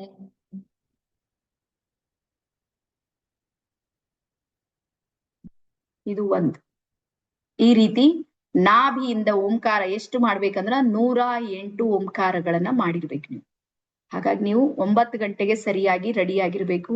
ಆನಂತರ ಒಂದ್ ನೆನ್ಪಿಡ್ರಿ, ನಾಳೆ ಏನಾಗುತ್ತೆ ಅಂದ್ರೆ ಈ ಹಿಂದಿನ ಬ್ಯಾಚ್ನವರು ಕೆಲವರು ದೀಕ್ಷೆ ತಗೊಂಡಿರೋದಿಲ್ಲ, ಅವ್ರೆಲ್ರೂ ಎಂಟ್ರಿ ಆಗ್ತಿರ್ತಾರೆ. ಹಾಗಾಗಿ ಒಂದ್ ವೇಳೆ ನೀವು ಏನಾದ್ರೂ ಲೇಟ್ ಮಾಡಿದ್ರಿ ಅಂದ್ರೆ ಒಳಗ ಅವಕಾಶ ಸಿಗೋದು ಕಷ್ಟ ಆಗಿರುತ್ತೆ. ಹಾಗಾಗಿ ಬೇಗ ನೀವು ಜಾಯಿನ್ ಆಗ್ಬೇಕು. ಆನಂತರ ದೀಪ ಮತ್ತು ನೀರು ಎರಡನ್ನ ನಿಮ್ ಎದುರಿಗೆ ಇಟ್ಕೊಳ್ಬೇಕು ನಾಳೆ. ಅದ್ರ ನಂತರ ಇವತ್ತು ರೇಖಿಯ 5 ತತ್ವಗಳನ್ನ ಹೇಳ್ತೀನಿ. ಈಗ ಅದೇ ಹೇಳ್ತೀನಿ. ಆ 5 ತತ್ವಗಳನ್ನ ನೀವು ಯೆಲ್ಲೋ ಕಲರ್ ಡ್ರಾಯಿಂಗ್ ಸೀಟು ಮತ್ತೆ ರೆಡ್ ಕಲರ್ ಸ್ಕೆಚ್ ಪೆನ್ಲಿಂದ ಬರ್ದು ನಿಮ್ ಎದುರಿಗೆ ಇಟ್ಕೊಳ್ಬೇಕದು. ಯೆಲ್ಲೋ ಕಲರ್ ಡ್ರಾಯಿಂಗ್ ಸೀಟ್ ಮೇಲೆ ರೆಡ್ ಕಲರ್ ಸ್ಕೆಚ್ ಪೆನ್ಲಿಂದ 5 ತತ್ವಗಳಿವೆ ನೋಡ್ರಿ, ಆ 5 ತತ್ವಗಳನ್ನ ಬರ್ದು ನಿಮ್ ಎದುರಿಗೆ ಇಟ್ಕೊಳ್ಬೇಕು. ಹಾ, ಮತ್ ದೀಕ್ಷೆ ಟೈಮಿನಾಗ ನೀರು ಮತ್ತೆ ದೀಪ ಕಂಪಲ್ಸರಿ ಬೇಕು. ಇಷ್ಟು ನಾಳೆಯ ಸಿದ್ಧತೆ. ಮತ್ತೆ ಸಮಯಕ್ಕೆ ಸರಿಯಾಗಿ ಹಾಜರಾಗ್ಬೇಕು. ಇದ್ರ ಜೊತೆಗೆ ಒಂದು ಪ್ಲಸ್ ಪಾಯಿಂಟ್ ಏನು ಅಂದ್ರ, ದಯವಿಟ್ಟು ಮೌನವಾಗಿರೋದ್ ಪ್ರಯತ್ನ ಮಾಡ್ರಿ. ನಾಳೆ ಸಂಡೇ ಇದೆ, ಎಲ್ಲ ರೆಸ್ಟ್ ಮೋಡ್ ನಲ್ಲಿ ಇದ್ದಿರ್ತಾರೆ, ಮನೇಲಿ ಇರ್ತಾರಲ್ಲ, ಯಾರಿಗೇನು ಕೆಣಕ್ ಬೇಡ, ಸುಮ್ನೆ ಇದ್ದು ಬಿಡ್ರಿ ದೀಕ್ಷೆ ಮುಗಿಯೋ ತನಕ. ಮತ್ ದೀಕ್ಷೆ ಅಂದ್ರೆ ಒಂದ್ ಸಂಭ್ರಮ. ಬಾಲ್ಯದಲ್ಲಿ ಯಾರ್ಯಾರು ದೀಕ್ಷೆ ತಗೊಂಡಿರಿ? ಆ ಖುಷಿ ನೆನ್ಪಿದೇನಾ? ಹಬ್ಬದ ವಾತಾವರಣ ಇರ್ತಿತ್ತು ನಮ್ಮ ಮನೆಯಲ್ಲೆಲ್ಲ ದೀಕ್ಷೆ ದಿನ. ಸೊ ಹಾಗಾಗಿ ನಾಳೆ ನಿಮ್ಗೆ ದೀಕ್ಷೆ ನಡೀತಾ ಇದೆ. ಹಾಗಾಗಿ ಆ ಖುಷಿ, ಆ ಹ್ಯಾಪಿನೆಸ್ ಇದೆ ನೋಡ್ರಿ, ಅದು ನಿಮ್ಮಲ್ಲಿ ಇಟ್ಕೊಡ್ರಿ. ಇಷ್ಟು ಸಿದ್ಧತೆಯನ್ನ ಮಾಡ್ಕೊಂಡು ನಾಳೆ ಆನಂತರ ನಿಮ್ಮ ನೆಟ್ವರ್ಕ್ ಸರಿಯಾಗಿರುವಂತಹ ಪ್ಲೇಸ್ ನಲ್ಲಿ ಕುಳಿತುಕೊಡ್ರಿ. ಮತ್ತೆ ನಾಳೆ ರೆಕಾರ್ಡಿಂಗ್ ಸಿಗೋದಿಲ್ಲ, ಈಗ್ಲೇ ಹೇಳ್ತಾ ಇದ್ದೀನಿ. ನಾಳೆ ಯಾವುದೇ ಕಾರಣಕ್ಕೂ ರೆಕಾರ್ಡಿಂಗ್ ಕೊಡೋದಿಲ್ಲ. ರೀಸನ್ ಏನು ಅಂದ್ರೆ ದೀಕ್ಷೆಯನ್ನ ನಾವು ಹೊರಗೆ ಕೊಡೋದಿಲ್ಲ, ಓನ್ಲಿ ಕಲಿಸ್ತೀವಿ. ನಮ್ದು ಎಜುಕೇಶನ್ ಏನಿದೆ ಅದು ನಿಮ್ಗೆ ಕೊಡ್ತಾ ಇದ್ದೀವಿ ಫ್ರೀ. ಬಟ್ ದೀಕ್ಷೆದಿದೆ ನೋಡ್ರಿ, ಅದು ನಿಮ್ಗೆ ಸಿಗೋದಿಲ್ಲ. ಹಾಗಾಗಿ ನೀವೇ ಅಟೆಂಡ್ ಆಗ್ಬೇಕು, ನೀವೇ ದೀಕ್ಷೆಯನ್ನ ಪಡಿಬೇಕು. ಅವಾಗ ನೀವು ಬ್ರಹ್ಮಾಂಡದ ಜೊತೆಗೆ ಜೋಡಿಸಿಕೊಳ್ಳುವಂತ ಅನುಭವ ಇದೆ ನೋಡ್ರಿ, ಅದು ನಾಳೆ ನಿಮ್ಗೆ ಗೊತ್ತಾಗುತ್ತೆ. ಬ್ರಹ್ಮಾಂಡ ನನ್ನ ಜೊತೆಗೆ ಜೋಡಿಸ್ಕೊಂಡಿದೆ, ಆ ಎನರ್ಜಿ ಏನೋ ನನ್ನ ಹತ್ರ ಚೇಂಜ್ ಆಗಿದೆ ಅಂತ ನಿಮ್ಗೆ ನಾಳೆ ಅರ್ಥ ಆಗುತ್ತೆ. ಓಕೆ, ಇಷ್ಟು ಎಲ್ಲರಿಗೂ ಅರ್ಥ ಆಗಿದೆನಾ ನಾಳೆದ್ದು? ಇದಕ್ ಬಿಟ್ಟು ಇನ್ನೂ ಮತ್ತೆ ಒಂದು ಮೆಸೇಜ್ ಇದೆ, ಅದು ಮೆಸೇಜು ನಿಮ್ಗೆ ಕಳಿಸ್ತೀವಿ. ಡನ್. ಆನಂತರ ಇನ್ನೂ ಒಂದು ಗೂಗಲ್ ಫಾರ್ಮ್ ಬರುತ್ತೆ ನಿಮ್ ಗ್ರೂಪ್ ನಲ್ಲಿ, ಅದನ್ನ ತುಂಬಬೇಕು, ಫಿಲ್ಅಪ್ ಮಾಡ್ಬೇಕು. ದೀಕ್ಷೆಯಲ್ಲಿ ಭಾಗವಹಿಸೋರು ಮಾತ್ರ ಆ ಫಾರ್ಮ್ ಅನ್ನ ತುಂಬೋದಿರುತ್ತೆ. ಡನ್, ಮುಂದೆ ಹೋಗೋಣ. ಹಾಗೆ ಬಡೆ ಎಲ್ಲರಿಗೂ ತಿಳಿತಾ ಇದೆನಾ? ಮುಖದ್ಮೇಲೆ ಸ್ವಲ್ಪ ಸ್ಮೈಲ್ ಇರ್ಲಿ. ಏನ್ ಭಾರಿ ಸೀರಿಯಸ್ ಆಗ್ಬಿಟ್ರಿ? ಖುಷಿ ಪಡ್ರಿ, ಬ್ರಹ್ಮಾಂಡ ನಿಮ್ಗೆ ಆಯ್ಕೆ ಮಾಡಿದೆ. ಯೋಚನೆ ಮಾಡ್ರಿ, ಯಾರು ಮನುಷ್ಯರ್ ನಮ್ಗ್ ಚಾಯ್ಸ್ ಮಾಡ್ಯಾರಂದ್ರೆ ಎಷ್ಟ್ ಖುಷಿ ಪಡ್ತೀವಿ, ಪರಮಾತ್ಮ ನಮ್ಗ್ ಚಾಯ್ಸ್ ಮಾಡ್ಯಾನಂದ್ರೆ ಹೆಂಗಿರ್ಬೇಕು? ರಿಯಲಿ ನನ್ಗಂತೂ ಬಹಳ ಖುಷಿ ಆಗುತ್ತೆ. ಈ ಸೇವೆಗೆ ನಾನ್ ಥ್ಯಾಂಕ್ ಯು ಹೇಳ್ತೀನಿ. ಯಾವಾಗ ಪರಮಾತ್ಮ ನನ್ಗೊಂದು ಅವಕಾಶ ಕೊಟ್ಟ, ನಾನ್ ಮಾಡ್ಲಿಲ್ಲ ಅಂದ್ರೆ ಇದೇನು ಉಳಿತಿಲ್, ಮತ್ತೆ ಯಾರು ಬರ್ತೀರಿ ಮಾಡ್ತೀರಿ. ಹಾಗಾಗಿ ನಮ್ಗೆ ಸಿಕ್ಕಿರುವಂತ ಈ ಅವಕಾಶ ಇದೆ ನೋಡ್ರಿ, ಇದಕ್ಕಾಗಿ ನಾವು ಸಂಭ್ರಮಿಸೋಣ ಅಂತ ಹೇಳ್ತಾ ಎಸ್ ಮುಂದೆ ಹೋಗೋಣ. ಬರ್ಕೊಡ್ರಿ, ಈಗ ಬರೀರಿ. ನಮ್ಮ ಶರೀರದಲ್ಲಿರುವಂತ ಪಂಚಕೋಶಗಳು ಅಂತ ಬರೀರಿ. ಎಸ್, ಪಂಚಕೋಶಗಳು. ನೀವು ಪಂಚೇಂದ್ರಿಯಗಳನ್ನ ಕೇಳಿರ್ಬೋದು, ಪಂಚಭೂತಗಳನ್ನ ಕೇಳಿರ್ಬೋದು. ಕೇಳಿರ್ತೀರಿ ಆಲ್ಮೋಸ್ಟ್. ಆದ್ರೆ ಇವತ್ತಿದು ನಿಮ್ಗೆ ಹೊಸ ಟಾಪಿಕ್ ಯಾವುದು ಅಂದ್ರ ಪಂಚಕೋಶಗಳು. ಕೋಶ ಅಂದ್ರೆ ಲೇಯರ್, ಪದರುಗಳು. ಹಾಗಾಗಿ ಸ್ಪಿರಿಚುವಲ್ ನಲ್ಲಿ ಆಧ್ಯಾತ್ಮಿಕ ಸಾಧಕರು ಈ 5 ಕೋಶಗಳನ್ನ ಆಕ್ಟಿವೇಟ್ ಮಾಡ್ತಿರ್ತಾರೆ. ಹಾಗಾಗಿ ನಮ್ಮ ಮೊದಲ ಕೋಶ ಬರುತ್ತೆ ಅನ್ನಮಯ ಕೋಶ. ಬರೀರಿ, ಒಂದು ತೈತೇರಿಯ ಅನ್ನುವಂತ ಉಪನಿಷತ್ತಿನ ಹೆಸರು ಬೇರೆ. ತೈತೇರಿಯ ಅನ್ನುವಂತ ಉಪನಿಷತ್ನಲ್ಲಿ ಭೃಗು ಋಷಿ ಮತ್ತೆ ವರುಣ ಋಷಿಯ ಸಂವಾದದಲ್ಲಿ, ಇನ್ನೊಂದ್ಸಲ ಬರೀರಿ, ತೈತೇರಿಯ ಅನ್ನುವಂತ ಉಪನಿಷತ್ನ ಭೃಗು ಋಷಿ ಮತ್ತೆ ವರುಣ ಋಷಿ ಅನ್ನುವಂತ ಇಬ್ಬರು ಋಷಿಗಳ ಸಂವಾದದಲ್ಲಿ ಪಂಚಕೋಶಗಳ ಬಗ್ಗೆ ಟಾಪಿಕ್ ಇದೆ ಅಲ್ಲಿ.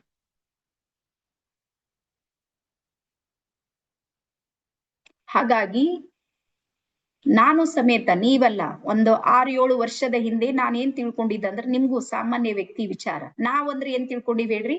ಒಂದ್ ಶರೀರ ಇದೆ, ಒಳಗೊಂದು ಆತ್ಮ ಇದೆ ಅಂತ ಇಷ್ಟೇ ತಿಳ್ಕೊಂಡಿವಲ್ಲ.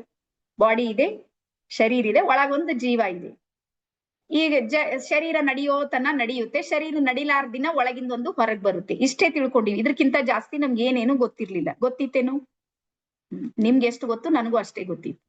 ಬಟ್ ಇಲ್ಲಿ ರೇಖೆಯೊಳಗ್ ಬಂದ್ಮೇಲೆ, ಚಕ್ರ ಬ್ಯಾಲೆನ್ಸಿಂಗ್ ಬಂದ ಮೇಲೆ, ಅವಾಗ ನಂಗೆ ಅದ್ಭುತವಾಗಿರುವಂತದ್ ಗೊತ್ತಾಗಿದ್ದೇನು ಅಂದ್ರ, ನಮಗೆ 5 ಲೇಯರ್ಸ್ ಗಳಿವೆ. ಎನರ್ಜಿ ಮತ್ತು ಫ್ರೀಕ್ವೆನ್ಸಿಯ 5 ಲೇಯರ್ಸ್.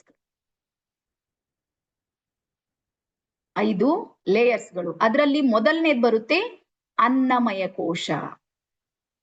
ಬರೀರಿ, ಅನ್ನಮಯ ಕೋಶ ಅಂದ್ರ ನೀವ್ ಹಿಂಗ್ ಟಚ್ ಮಾಡ್ತಾ ಇದೀರಿ ನೋಡ್ರಿ. ಎಲ್ಲಾರು ಒಂದ್ಸಲ ಹಿಂಗ್ ಟಚ್ ಮಾಡ್ರಿ ನೋಡೋಣ. ಎಲ್ಲರೂ ಸ್ವಲ್ಪ ಹಿಂಗ್ ಮಾಡ್ರಿ, ಸೌಂಡ್ ಬರ್ತಾ ಇದಿಲ್ಲ? ಹಾ. ಈ ಟಚ್ ಮಾಡುವಂತ ಈ ಶರೀರ, ಇದು ಬಾಡಿ ಏನಿದೆ ನೋಡ್ರಿ, ಇದು ಯಾವುದರಿಂದ ನಡೀತಾ ಇದೆ ಅಂದ್ರ ಅನ್ನ, ಆಹಾರ. ನೀವು ನೋಡ್ಬೇಕಾದ್ರೆ ಎಷ್ಟು ಭಯಂಕರ ನೀವು ಸ್ಟ್ರಾಂಗ್ ಇದ್ರಿ, ಒಂದಿನ ಊಟ ಮಾಡ್ಬೇಡ್ರಿ. ಏನಾಗುತ್ತೆ? ಸಿಟ್ಟು ಬಂದಾಗ ಊಟ ಮಾಡಂಗಿಲ್ಲ ನೋಡ್ರಿ. ರಾತ್ರಿ ಸಿಟ್ಟು ಬಂದ್ ಹಂಗೆ ಮಕ್ಕೊಂಡಿರ್ತೀವಿ. ಬಾರಿ ಭಯಂಕರ, ಎಲ್ಲ ಇಷ್ಟೆಲ್ಲ ಮಾಡಿ ಹಿಂಗೆಲ್ಲ ಆಯ್ತು ಅಂತ ಹೇಳ್ತಿ, ಏನೇನೋ ಆಗಿ ತಲೆ ಕೆಡ್ಸ್ಕೊಂಡ್ ಮಲ್ಗಿರ್ತೀವಿ. ಬೆಳಗಾಗಿ ಎದ್ಮೇಲೆ ಹೆಂಗಾಗುತ್ತೆ ಹಾಲತ್ತು? ಬಿಗಡಾಯಿಸಿರುತ್ತೆ. ಇದ್ರ ಅರ್ಥ ಏನು ಅಂದ್ರ, ನಮ್ಮ ಶರೀರ ನಿರ್ವಹಣೆಗೆ ಏನ್ ಬೇಕಾಗುತ್ತೆ ಮೊಟ್ಟ ಮೊದಲಂದ್ರ ಆಹಾರ, ಅನ್ನ. ಹಾಗಾಗಿ ಅನ್ನಂ ಬ್ರಹ್ಮೋಚ್ಯತೆ ಅಂತ ಹೇಳ್ತಾರೆ. ಆಹಾರ ಬ್ರಹ್ಮನಿಗೆ ಸಮ. ಹಾಗಾಗಿ ಮೊದಲ ಲೇಯರ್ ಏನ್ ಹೇಳುತ್ತೆ ಅಂದ್ರ, ನಮ್ಮ ಮೊದಲ ಕೋಶ ಇದೆ ಅನ್ನಮಯ ಕೋಶ. ಈ ಅನ್ನಮಯ ಕೋಶದಲ್ಲಿರುವಂತ ಒಂದು ಚಮತ್ಕಾರ ಏನು ಅಂದ್ರ, ಇದು ಶರೀರವನ್ನ ನಿರ್ವಹಣೆ ಮಾಡೋದಕ್ಕೆ ಸಪೋರ್ಟ್ ಮಾಡುತ್ತೆ. ನಮ್ಗೆ ಶರೀರ ನಡೆಯೋದಕ್ಕೆ, ನಮ್ಮ ಆಯುಷ್ ಎಂತ ನಡೀತಾ ಇದೆ, ಅದು ಯಾವ್ದ್ರ ಮೇಲೆ ನಡೀತಾ ಇದೆ? ಆಹಾರದ ಮೇಲೆ.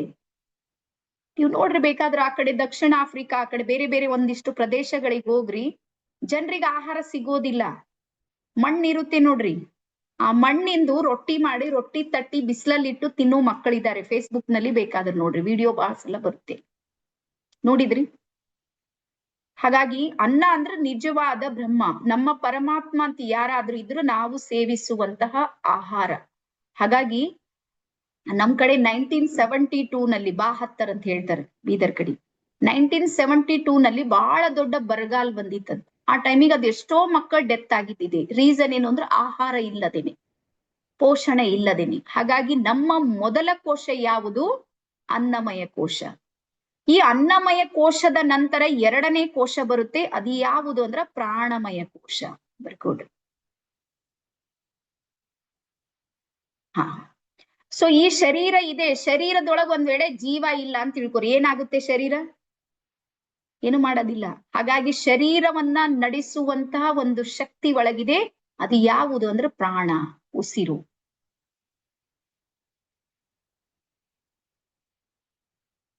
ಪ್ರಾಣಮಯ ಕೋಶ. ಇಲ್ಲಿ ಹೃದಯ, ಉಸಿರಾಟ ಇವೆಲ್ಲನೂ ವರ್ಕ್ ಮಾಡ್ತಾ ಇರುತ್ತೆ. ನಾನು ಸಿಂಪಲ್ ಆಗಿ ಹೇಳ್ತೀನಿ, ರೇಖಿ ಲೆವೆಲ್ 2 ನಲ್ಲಿ ಇದು ಬಹಳ ಡೆಪ್ತ್ ಇದೆ. ಬಟ್ ನಿಮ್ಗೆ ಆದಷ್ಟು ನಾನು ಪ್ರಯತ್ನ ಮಾಡ್ತೀನಿ ಇದು ಮುಗಿಸೋದು. ಅದಾದ್ಮೇಲೆ ನಂತರ 3ನೇದು ಬರುತ್ತೆ ಮನೋಮಯ ಕೋಶ, ನಮ್ಮ ಮನಸ್ಸು. ನೋಡ್ರಿ, ಜೀವನದಲ್ಲಿ ಎಲ್ಲ ಅವಕಾಶಗಳಿದ್ರೂ ಸಮೇತ ಜನ ಸಾಧನೆ ಮಾಡ್ಲಿಕ್ಕೆ ಆಗ್ತಾ ಇಲ್ಲ. ಗೊತ್ತಲ್ಲ ನಿಮ್ಗೆ? ಸಕ್ಸಸ್ ಆಗೋದಿಲ್ಲ. ರೀಸನ್ ಏನು ಅಂದ್ರೆ ಅವ್ರದ್ ಮನಸ್ಸಿರಂಗಿಲ್ಲ. ಅವ್ರ ಶರೀರನೂ ಗಟ್ಟಿರುತ್ತೆ, ಪ್ರಾಣನೂ ಗಟ್ಟಿರುತ್ತೆ, ವ್ಯವಸ್ಥೆ ಮಾಡಿದ್ರೆ ಎಲ್ಲಾ ವ್ಯವಸ್ಥೆ ಅವ್ರಿಗೆ ಸಪೋರ್ಟ್ ಮಾಡುತ್ತೆ, ಆದ್ರೆ ಅವ್ರು ಮಾಡೋದಿಲ್ಲ. ರೀಸನ್ ಏನು ಅಂದ್ರೆ ಮನಸ್ಸು ಚಂಚಲ. ಯಾರ್ದು ಮನೋಮಯ ಕೋಶ ವೀಕ್ ಇರುತ್ತೆ ನೋಡ್ರಿ, ಅವ್ರು ಯಾವತ್ತೂ ಸಕ್ಸಸ್ ಆಗೋದಿಲ್ಲ. ರೆಡ್ ಪೆನ್ಲಿಂದ ಬರೀರ್ಬೇಕಾದ್ರೆ. ಯಾರ್ದು ಮನೋಮಯ ಕೋಶ ವೀಕ್ ಆಗಿರುತ್ತೆ, ಶಕ್ತಿಹೀನ ಇರುತ್ತೆ ನೋಡ್ರಿ, ಅವ್ರ ಲೈಫ್ ನಲ್ಲಿ ಯಾವತ್ತೂ ಸಕ್ಸಸ್ ಆಗೋದಿಲ್ಲ. ಸಕ್ಸಸ್ ನ ಹಿಂದೆ ಮನಸ್ಸಿನ ಪಾತ್ರ ಬಹಳ ದೊಡ್ಡದಿದೆ. ಹಾಗಾಗಿ ಮನಸ್ಸು ಸಮೇತ ಒಂದು ಲೇಯರ್, ಒಂದು ಪದರು.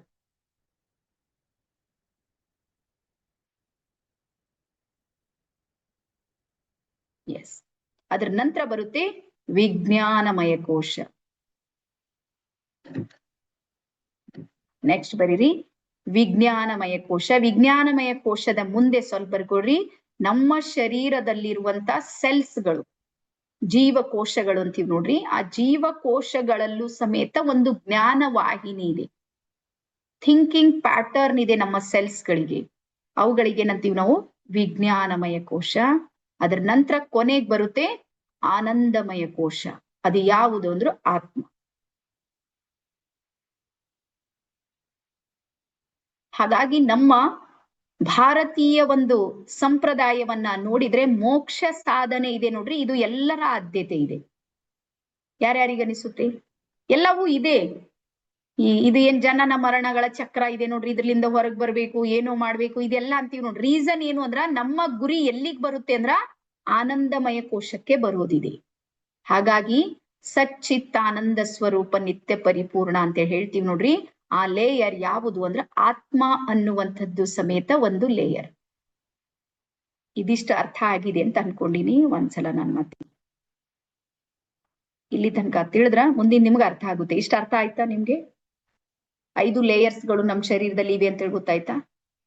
5. ಹಾ, ಯಾವ್ಯಾವ ಇದೆ? ಮೊದಲನೇದು ಅನ್ನಮಯ ಕೋಶ ಇದೆ, ಪ್ರಾಣಮಯ, ಮನೋಮಯ, ವಿಜ್ಞಾನಮಯ, ಮತ್ತೆ ಕೊನೆಗೆ ಆನಂದಮಯ. ಈ 5 ಲೇಯರ್ಗಳು ಅಥವಾ 5 ಪದರಗಳಿಂದ ನಾವು ನಿರ್ಮಾಣ ಆಗಿ. ಈಗ ಒಂದು ಇಷ್ಟು ಚಾಲೆಂಜಿಂಗ್ ಆಗಿ ನಾನು ಕ್ವಶನ್ ಮಾಡೋದು ಏನು ಅಂದ್ರ, ಹಾಗಾದ್ರೆ ನಮಗೆ ಸಮಸ್ಯೆಗಳು ಎಲ್ಲಿ ಪ್ರಾರಂಭ ಆಗ್ತಾ ಇವೆ? ಎಕ್ಸಾಂಪಲ್ ನೋಡ್ರಿ, ಒಂದ್ ಸಲ BP ಆಯ್ತು, BP ಹೋಗ್ಲಿ, ಶುಗರ್, ಒಂದ್ ಸಲ ಶುಗರ್ ಬಂದ್ರೆ ಲೈಫ್ ಟೈಮ್ ಹೋಗೋದಿಲ್ಲ ಅಂತ ಹೇಳಿ ಅನ್ಕೊಂಡಿವಿ. ಡಾಕ್ಟರ್ಸ್ ಹೇಳ್ತಾರೆ, ನಾವು ನಂಬಿ. S R no? ಶುಗರ್ ಬಂದ್ರೆ ಹೋಗೋದಿಲ್ಲ, ಕ್ಯಾನ್ಸರ್ ಬರ್ಲಿ, ಮತ್ತೊಂದಂತ ಇಂಥವ್ ಯಾವುದೇ ಒಂದು ಗಂಭೀರ ಕಾಯಿಲೆಗಳನ್ನ ಪರಿಗಣಿಸ್ತೀವಿ, ಅವು ಹೋಗೋದಿಲ್ಲ. ರೀಸನ್ ಏನು ಅಂದ್ರ ಬರ್ಕೊಡ್ರಿ, ಯಾವ ರೋಗ ಅಂದ್ರೆ ಯಾವ ಸಮಸ್ಯೆ, ಅದು ದೈಹಿಕ ಇರ್ಬೋದು ಅಥವಾ ಮಾನಸಿಕ ಇರ್ಬೋದು, 40 ದಿನಗಳ ಕಾಲ ಅದಕ್ಕೆ ಏನಾದ್ರೂ ಚಿಕಿತ್ಸೆ ಸಿಗ್ಲಿಲ್ಲ ಅನ್ನಮಯ ಕೋಶದಲ್ಲಿ ಅಂದ್ರ ಅದು ನೇರವಾಗಿ ಎಲ್ಲಿ ಹೋಗಿ ಕನೆಕ್ಟ್ ಆಗುತ್ತೆ ಅಂದ್ರ ಪ್ರಾಣಮಯ ಕೋಶದಲ್ಲಿ ಕನೆಕ್ಟ್ ಆಗುತ್ತೆ, 2ನೇ ಲೇಯರಿಗೆ ಬರುತ್ತೆ. ಇಲ್ಲಿಂದ ಅನ್ನಮಯ ಕೋಶದಲ್ಲಿ 40 ದಿನ, ಈಗ ಎಕ್ಸಾಂಪಲ್ ಶುಗರ್ ಆಗಿದೆ, 40 ಡೇಸ್ ಆಗಿದೆ ನಿಮ್ಗೆ, ಇಲ್ಲಿ ಚಿಕಿತ್ಸೆ ಸಿಗ್ಲಿಲ್ಲ ನಿಮ್ಗೆ, ಅಥವಾ ಸಂದರ್ಭಕ್ಕನುಸಾರ ನಿಮ್ಗೆ ಅದ್ರ ಬಗ್ಗೆ ಫೀಲ್ ಬರ್ಲಿಲ್ಲ, ಅದು ಹಂಗೆ ಉಳ್ಕೊಂಡಿದೆ, 40-50 ದಿನ ನೀವು ಸಫರ್ ಮಾಡಿದ್ರೆ, ಅದು ನೇರವಾಗಿ ಆ ಎನರ್ಜಿ ಎಲ್ಲಿಗೆ ಬರುತ್ತೆ ಅಂದ್ರ ಪ್ರಾಣಮಯ ಕೋಶಕ್ಕೆ ಬರುತ್ತೆ. ಯಾವಾಗ ಪ್ರಾಣಮಯ ಕೋಶದಲ್ಲಿ ಬಂದು ಅದು ರೋಗ ಅಟ್ಯಾಕ್ ಆಗುತ್ತೆ, ಈಗ ನೀವು ಇಲ್ಲಿ ಎಷ್ಟು ಟ್ರೀಟ್ಮೆಂಟ್ ಕೊಡ್ರಿ ಪರಿಹಾರ ಸಿಗದಿಲ್ಲ. ಈಗ ನಾವ್ ಏನ್ ಮಾಡ್ತಾ ಇದೀವಿ, ನಮ್ ಸಮಸ್ಯೆ ಏನು ಅಂದ್ರೆ ಅನ್ನಮಯ ಕೋಶಕ್ಕೆ ಚಿಕಿತ್ಸೆ ನಡೀತಾ ಇದೆ. ನಮ್ಗೆ ಟ್ಯಾಬ್ಲೆಟ್ಸ್ ತಗೋತೀವಿ, ಟ್ರೀಟ್ಮೆಂಟ್ ತಗೋತೀವಿ, ಮತ್ತೊಂದು ಕಂಟಿನ್ಯೂ ಆ ಥೆರಪಿ, ಈ ಥೆರಪಿ, ಏನೇನ್ ಬೇಕು ಎಲ್ಲಾನು ತಗೋತಾ ಇದೀವಿ. ನಾವು ರೋಗಗಳನ್ನ ಕಂಟ್ರೋಲ್ ಮಾಡುವಂತಹ ಪ್ರಯತ್ನದಲ್ಲಿ ಯಶಸ್ವಿ ಆಗ್ತಾ ಇದ್ದೀವಿ ಹೊರತಾಗಿ ರೋಗದಿಂದ ನಿರ್ಮೂಲನೆ ಆಗುವಂತದ್ದು ಆಗ್ತಾ ಇಲ್ಲ. ಒಪ್ತೀರಿ ಎಲ್ಲಾರು? ರೋಗ ಕಂಟ್ರೋಲ್ ಮಾಡ್ತಾ ಇದ್ದೀವಿ, ನಾನು ಒಪ್ತೀನದು. ನಮ್ಮ ವೈದ್ಯಕೀಯ ಲೋಕ ರೋಗ ಕಂಟ್ರೋಲ್ ಮಾಡುವಲ್ಲಿ ಯಶಸ್ವಿ ಇದೆ, ನಾನು ಒಪ್ತೀನದು, ಸ್ವೀಕಾರ ಮಾಡ್ತೀನಿ.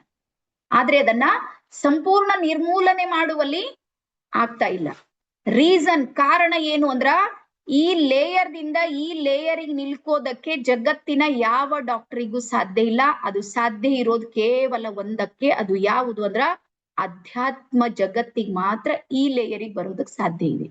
ಅದಕ್ಕೆ ಹೇಳ್ತಾರ ಮೆಡಿಟೇಷನ್. ಬರ್ಕೊಡ್ರಿ, ಧ್ಯಾನ ಅಗತ್ಯ ಇಲ್ಲ, ಅನಿವಾರ್ಯ ಇದೆ, ಅನಿವಾರ್ಯ. ನೀವೇನಾದ್ರೂ ಶಾಂತಿಯಿಂದ ಇರ್ಬೇಕು, ನೆಮ್ಮದಿಯಿಂದ ಇರ್ಬೇಕಂದ್ರ ನೀವ್ ಒಂದ್ ದೊಡ್ಡ ಮನೆ ಕಟ್ಟಿರಿ ಅಂದ್ರೆ ಶಾಂತಿಲಿಂದ ಇರ್ತೀರಿ ಅಂತ ತಿಳ್ಕೊಬೇಡ್ರಿ. ಒಂದ್ ದೊಡ್ಡ ಕಾರ್ ತಗೊಂಡ್ ನಿಂತೀರಿ ಅಂದ್ರೆ ನೆಮ್ಮದಿಯಿಂದ ಬದುಕ್ತಾ ಇದ್ದೀರಿ ಅಂತಿಲ್ಲ. ಯಾವ ವ್ಯಕ್ತಿ ತನ್ನ ಜೀವನದಲ್ಲಿ ಜ್ಞಾನ, ಧ್ಯಾನ, ಸತ್ಸಂಗದಲ್ಲಿ ಇರ್ತಾನೆ ನೋಡ್ರಿ, ಅವ್ನ್ ನೆಮ್ಮದಿಯಾಗಿದ್ದಾನೆ. ಒಪ್ತೀರಿ ಎಲ್ಲಾರು ಇದು ಮಾತು? ಹಾ, ಯಾವ ವ್ಯಕ್ತಿ ಜ್ಞಾನಿ ಇದ್ದಾನೆ ಅವನ್ ಶಾಂತ ಆಗಿದ್ದಾನೆ, ಸಮಾಧಾನಿ ಇದ್ದಾನೆ. ಯಾವ ವ್ಯಕ್ತಿ ಧ್ಯಾನಿ ಆಗಿದ್ದಾನೆ ಅವ್ನ್ ನೆಮ್ಮದಿಯಾಗಿದ್ದಾನೆ, ತಲೆ ಕೆಡ್ಸ್ಕೊಳ್ಳೋದಿಲ್ಲ. ಯಾವ ವ್ಯಕ್ತಿ ಸತ್ಸಂಗ ಅಂದ್ರೆ ಒಳ್ಳೆಯವರ ಸಂಘದಲ್ಲಿ ಇದ್ದ ನೋಡ್ರಿ ಅವ್ನು ಧೈರ್ಯವಂತನಾಗಿರ್ತಾನೆ, ನನ್ನ ಜೊತೆಗೆ ಇಷ್ಟು ಜನ ಇದ್ದಾರೆ ಅಂತ. ಹಾಗಾಗಿ ಈ ಪ್ರಾಣಮಯ ಕೋಶದಲ್ಲಿ ಅಟ್ಯಾಕ್ ಆದಾಗ ಇಲ್ಲಿ ಏನಾಗುತ್ತೆ ಅಂದ್ರೆ ಪರಿಹಾರ ಸಿಗೋದಿಲ್ಲ. ಹಾಗಾಗಿ ಯೋಚನೆ ಮಾಡ್ರಿ, ನಿಮ್ ಮನೆಯಲ್ಲಿ ಒಂದು ಬಾಕ್ಸ್ ಇದೆ ಅಂತ ತಿಳ್ಕೊರಿ. ಬಾಕ್ಸ್ ಗೊತ್ತಲ್ಲ ನಿಮ್ಗೆ, ಬಂಗಾರ ಗೋಲ್ಡ್ ಬಾಕ್ಸ್ ಇದೆ. ಆ ಗೋಲ್ಡ್ ಬಾಕ್ಸ್ ಒಳಗ ಒಂದು ಇಲಿ ಸತ್ತದ. ಏನಾಗಿದೆ? ಇಲಿ ಸತ್ತದ. ನೀವು ಮಾತ್ರ ಮ್ಯಾಲ್ ಕವರ್ ಮಾಡ್ತಾ ಇದ್ದೀರಿ. ಹಿಂಗೆ ಆಗೋದು. ಇಲ್ಲಿ ಇಲಿ ಸತ್ತದ, ಇಲ್ಲಿ ಕವರ್ ಮಾಡ್ಲತ್ತೀನಿ. ಪರಿಹಾರ ಇದೇನಾ? ಇಲ್ಲ.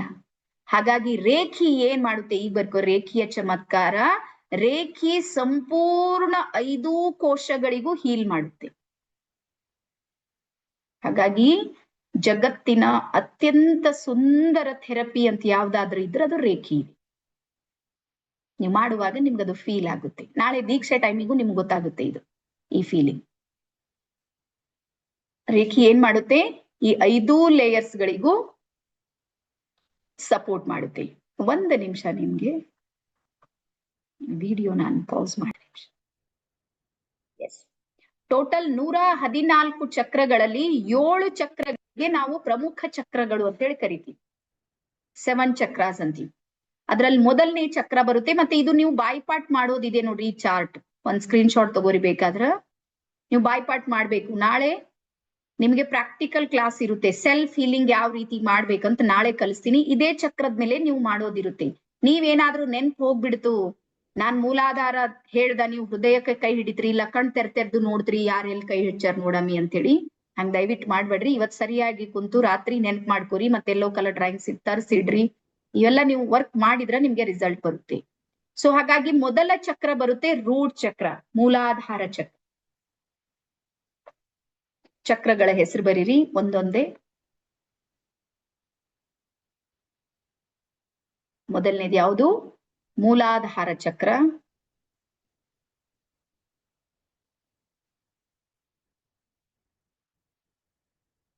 ಮೂಲಾಧಾರ ಚಕ್ರ ಯಾವುದು ಅಂದ್ರೆ ನಮ್ಮ ಬೆನ್ನ ಹುರಿ ಇದೆ ನೋಡ್ರಿ, ಬೆನ್ನ ಹುರಿಯ ಕೊನೆಯ ಭಾಗ, ಲಾಸ್ಟ್ ಟಿಪ್.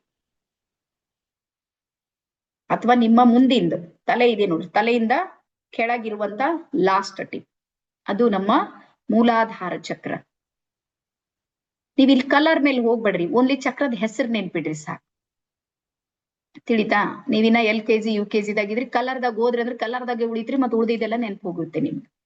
ಕಲರ್ ನಲ್ಲಿ ಹೋಗ್ಬೇಡ್ರಿ, ಓನ್ಲಿ ಹೆಸರು ಅಷ್ಟೇ ನೆನ್ಪಿಡ್ರಿ, ಪ್ಲೇಸ್ ಅಷ್ಟು ನೆನ್ಪಿಡ್ರಿ, ಉಳಿದಿದ್ದೆಲ್ಲ ನಾನು ನಿಮ್ಗೆ ಸಪೋರ್ಟ್ ಮಾಡ್ತೀನಿ. ಮೊದಲನೇದು ಯಾವುದು? ಮೂಲಾಧಾರ ಚಕ್ರ. ಸೆಕೆಂಡ್, ಎರಡನೇದು ಬರೀರಿ ಸ್ವಾದಿಷ್ಠಾನ ಚಕ್ರ. ಎರಡನೇದು ಸ್ವಾದಿಷ್ಠಾನ ಚಕ್ರ. ಅದ್ರ ಪ್ಲೇಸ್, ಅದ್ರ ಸ್ಥಳ ಬರೀರಿ ನಾಭಿಯ ಕೆಳಗೆ 2 ಇಂಚ್.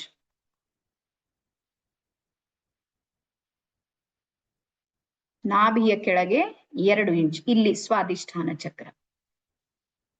ನಾಭಿ ಅಂದ್ರೆ ಏನಂತ್ರಿ? ಹೊಕ್ಕಳು. ಹಾ, ಅದ್ರ ಕೆಳಗೆ 2 ಇಂಚ್. ಅದಾದ್ಮೇಲೆ ಮಣಿಪುರ ಚಕ್ರ. ಮಣಿಪುರ ಚಕ್ರ ಇದು ನಾಭಿಯ ಮೇಲೆ 2 ಇಂಚ್, ಹೊಕ್ಕಳದ ಮೇಲೆ 2 ಇಂಚ್ ಮಣಿಪುರ. ನಾನ್ ಮಣಿಪುರ ಚಕ್ರಕ್ಕೆ ಕೈ ತಗೊಂಡ್ ಬರ್ರಿ ಅಂದ್ರೆ ನೀವು ಮಣಿಪುರ ಚಕ್ರಕ್ಕೆ ಈ ರೀತಿ ಕೈ ತಗೊಂಡ್ ಬರ್ಬೇಕು. ಆಮೇಲೆ ಹೃದಯ ಚಕ್ರ. ಇದಕ್ಕೆ ಅನಾಹತ ಚಕ್ರ ಅಥವಾ ಅನ್ಹದ್ ಚಕ್ರ ಅಂತ ಕರೀತಾರೆ ಹಿಂದಿಯಲ್ಲಿ. ಇಂಗ್ಲಿಷ್ ನಲ್ಲಿ ಹಾರ್ಟ್ ಚಕ್ರ, ಹೃದಯ ಚಕ್ರ.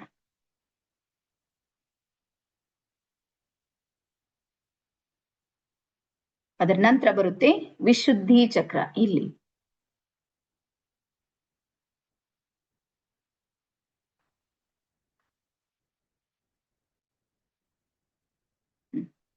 ಅದರ ನಂತರ ಇಲ್ಲಿ ಆಜ್ಞಾ ಚಕ್ರ, ಭ್ರುಕುಟಿಯ ಮಧ್ಯದಲ್ಲಿ ಆಜ್ಞಾ ಚಕ್ರ.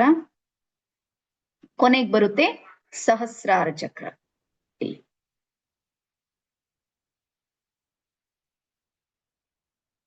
ಎಸ್. ಸೊ ಈ 7 ಚಕ್ರಗಳೇನಿವೆ ನೋಡ್ರಿ, ಇವು ನಮ್ಮ ಶರೀರದ ಪ್ರಮುಖ ಶಕ್ತಿ ಕೇಂದ್ರಗಳು ಅಂತ ಕರೀತಾರೆ. ಇವು ಬರ್ಕೋರಿ. ಶಕ್ತಿ ಕೇಂದ್ರಗಳು.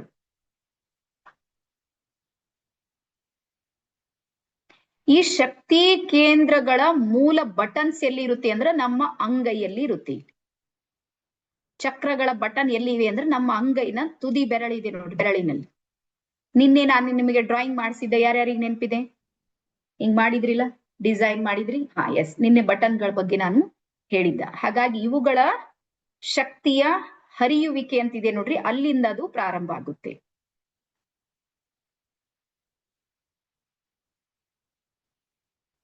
ಎಸ್, ಸೊ ಈ 7 ಚಕ್ರ ಎಲ್ಲರಿಗೆ ಅರ್ಥ ಆಗಿದೆ ಅಂತ ಹೇಳಿ ಅನ್ಕೊಂಡಿ. ಈಸಿ ಇದೆ. ಮೂಲಾಧಾರದಿಂದ, ಇದು ಮೂಲಾಧಾರ, ಸ್ವಾಧಿಷ್ಠಾನ, ಮಣಿಪುರ, ಹೃದಯ ಚಕ್ರ, ವಿಶುದ್ಧಿ ಚಕ್ರ, ಆಜ್ಞಾ ಚಕ್ರ ಮತ್ತೆ ಸಹಸ್ರಾರ ಚಕ್ರ. ಈ 7 ಚಕ್ರಗಳಿಗೂ ಸಮೇತ ನಾಳೆ ನಾನು ನಿಮ್ಗೆ ಪ್ರಾಕ್ಟಿಕಲ್ ಆಗಿ ಸೆಲ್ಫ್ ಫೀಲಿಂಗ್ ಯಾವ ರೀತಿ ಮಾಡ್ಬೇಕು ಅನ್ನುವಂಥದ್ದನ್ನ ಕಲಿಸ್ತೀನಿ.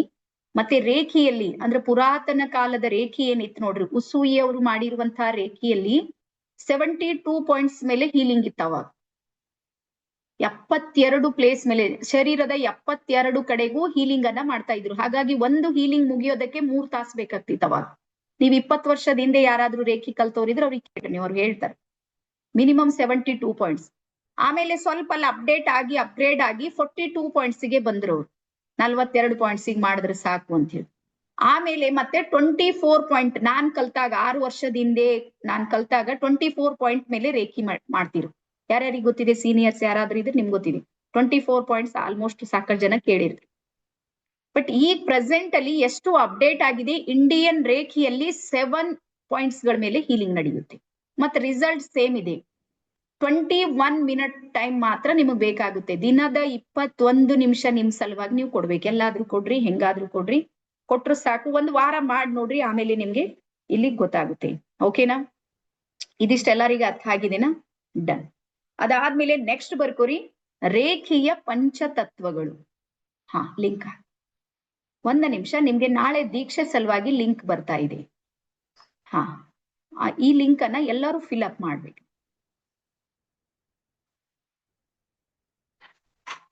ಹಾ, 1 ನಿಮಿಷ, ನಾನು ನೀರು ಕುಡಿತೀನಿ. ನೀವು ಚಾಟ್ ಬಾಕ್ಸ್ ಅನ್ನ ಆನ್ ಮಾಡ್ರಿ. ಹಾ, ಮತ್ತೆ ಈ ಫಾರ್ಮ್ ಅನ್ನ ಕಂಪಲ್ಸರಿ ನೀವು ಭರ್ತಿ ಮಾಡ್ಬೇಕು. ಎಲ್ಲಾರು ತುಂಬ್ರಿ ಬೇಗ ಬೇಗ. 3 ನಿಮಿಷ ನಾನು ವೇಟ್ ಮಾಡ್ತೀನಿ, ನೀವು ತುಂಬ್ರಿ.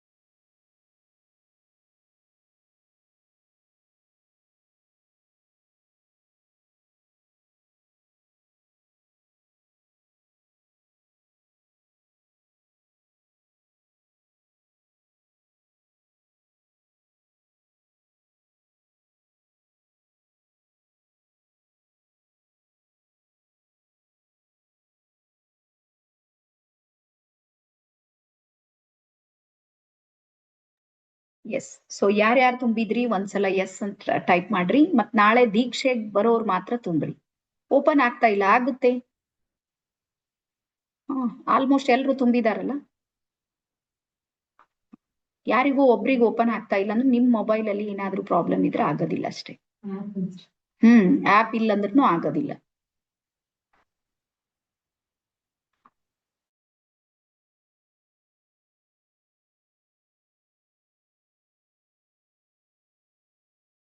ಎಸ್, ಸೊ ನಿಮ್ಮ ಮೊಬೈಲ್ ಏನಾದ್ರೂ ಅಪ್ಡೇಟ್ ಆಗ್ಲಿಲ್ಲ ಅಂದ್ರೂ ಬರೋದಿಲ್ಲ ಅಂತ. Okay, done.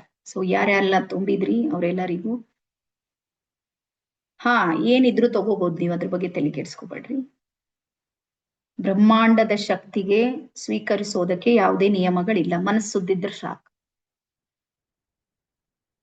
ಫುಲ್ ವೈಟ್ ಇಲ್ಲ, ಸ್ವಲ್ಪ ಕಲರ್ ಇದ್ರೆ ನಡೆಯುತ್ತೆ, ಬಟ್ ವೈಟ್ ಕಾಣ್ಬೇಕು ನನ್ಗೆ. ರೀಸನ್ ಹೇಳ್ತೀನಿ ನೋಡ್ರಿ, ನೆನ್ಪಿಡ್ರಿ.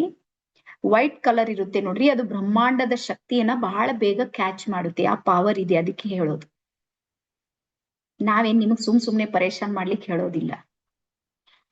ವೈಟ್ ಕಲರ್ ಕ್ಯಾಚ್ ಮಾಡುತ್ತೆ ಎನರ್ಜಿ, ಮತ್ತೆ ನಿಮ್ಗೆ ಫೀಲ್ ಗುಡ್ ಆಗುತ್ತೆ. ವೈಟ್ ಡ್ರೆಸ್ ಹಾಕಿದ ದಿನ ಮನ್ಸು ಹೆಂಗಿರುತ್ತೆ ಹೇಳ್ರಿ, ಯಾರ್ಯಾರಿಗೆ ಅನುಭವ ಇದೆ? ಫುಲ್ ವೈಟ್ ಹಾಕಿದ್ರಿ ಅವತ್ತ ಎಷ್ಟು ರಿಲ್ಯಾಕ್ಸ್ ಇರುತ್ತೆ ಮೈಂಡ್. ಕಲರ್ಸ್ ಗಳು ನಮ್ಮ ಮನಸ್ಸಿನ ಮೇಲೆ ಪ್ರಭಾವ ಬೀರುತ್ತೆ.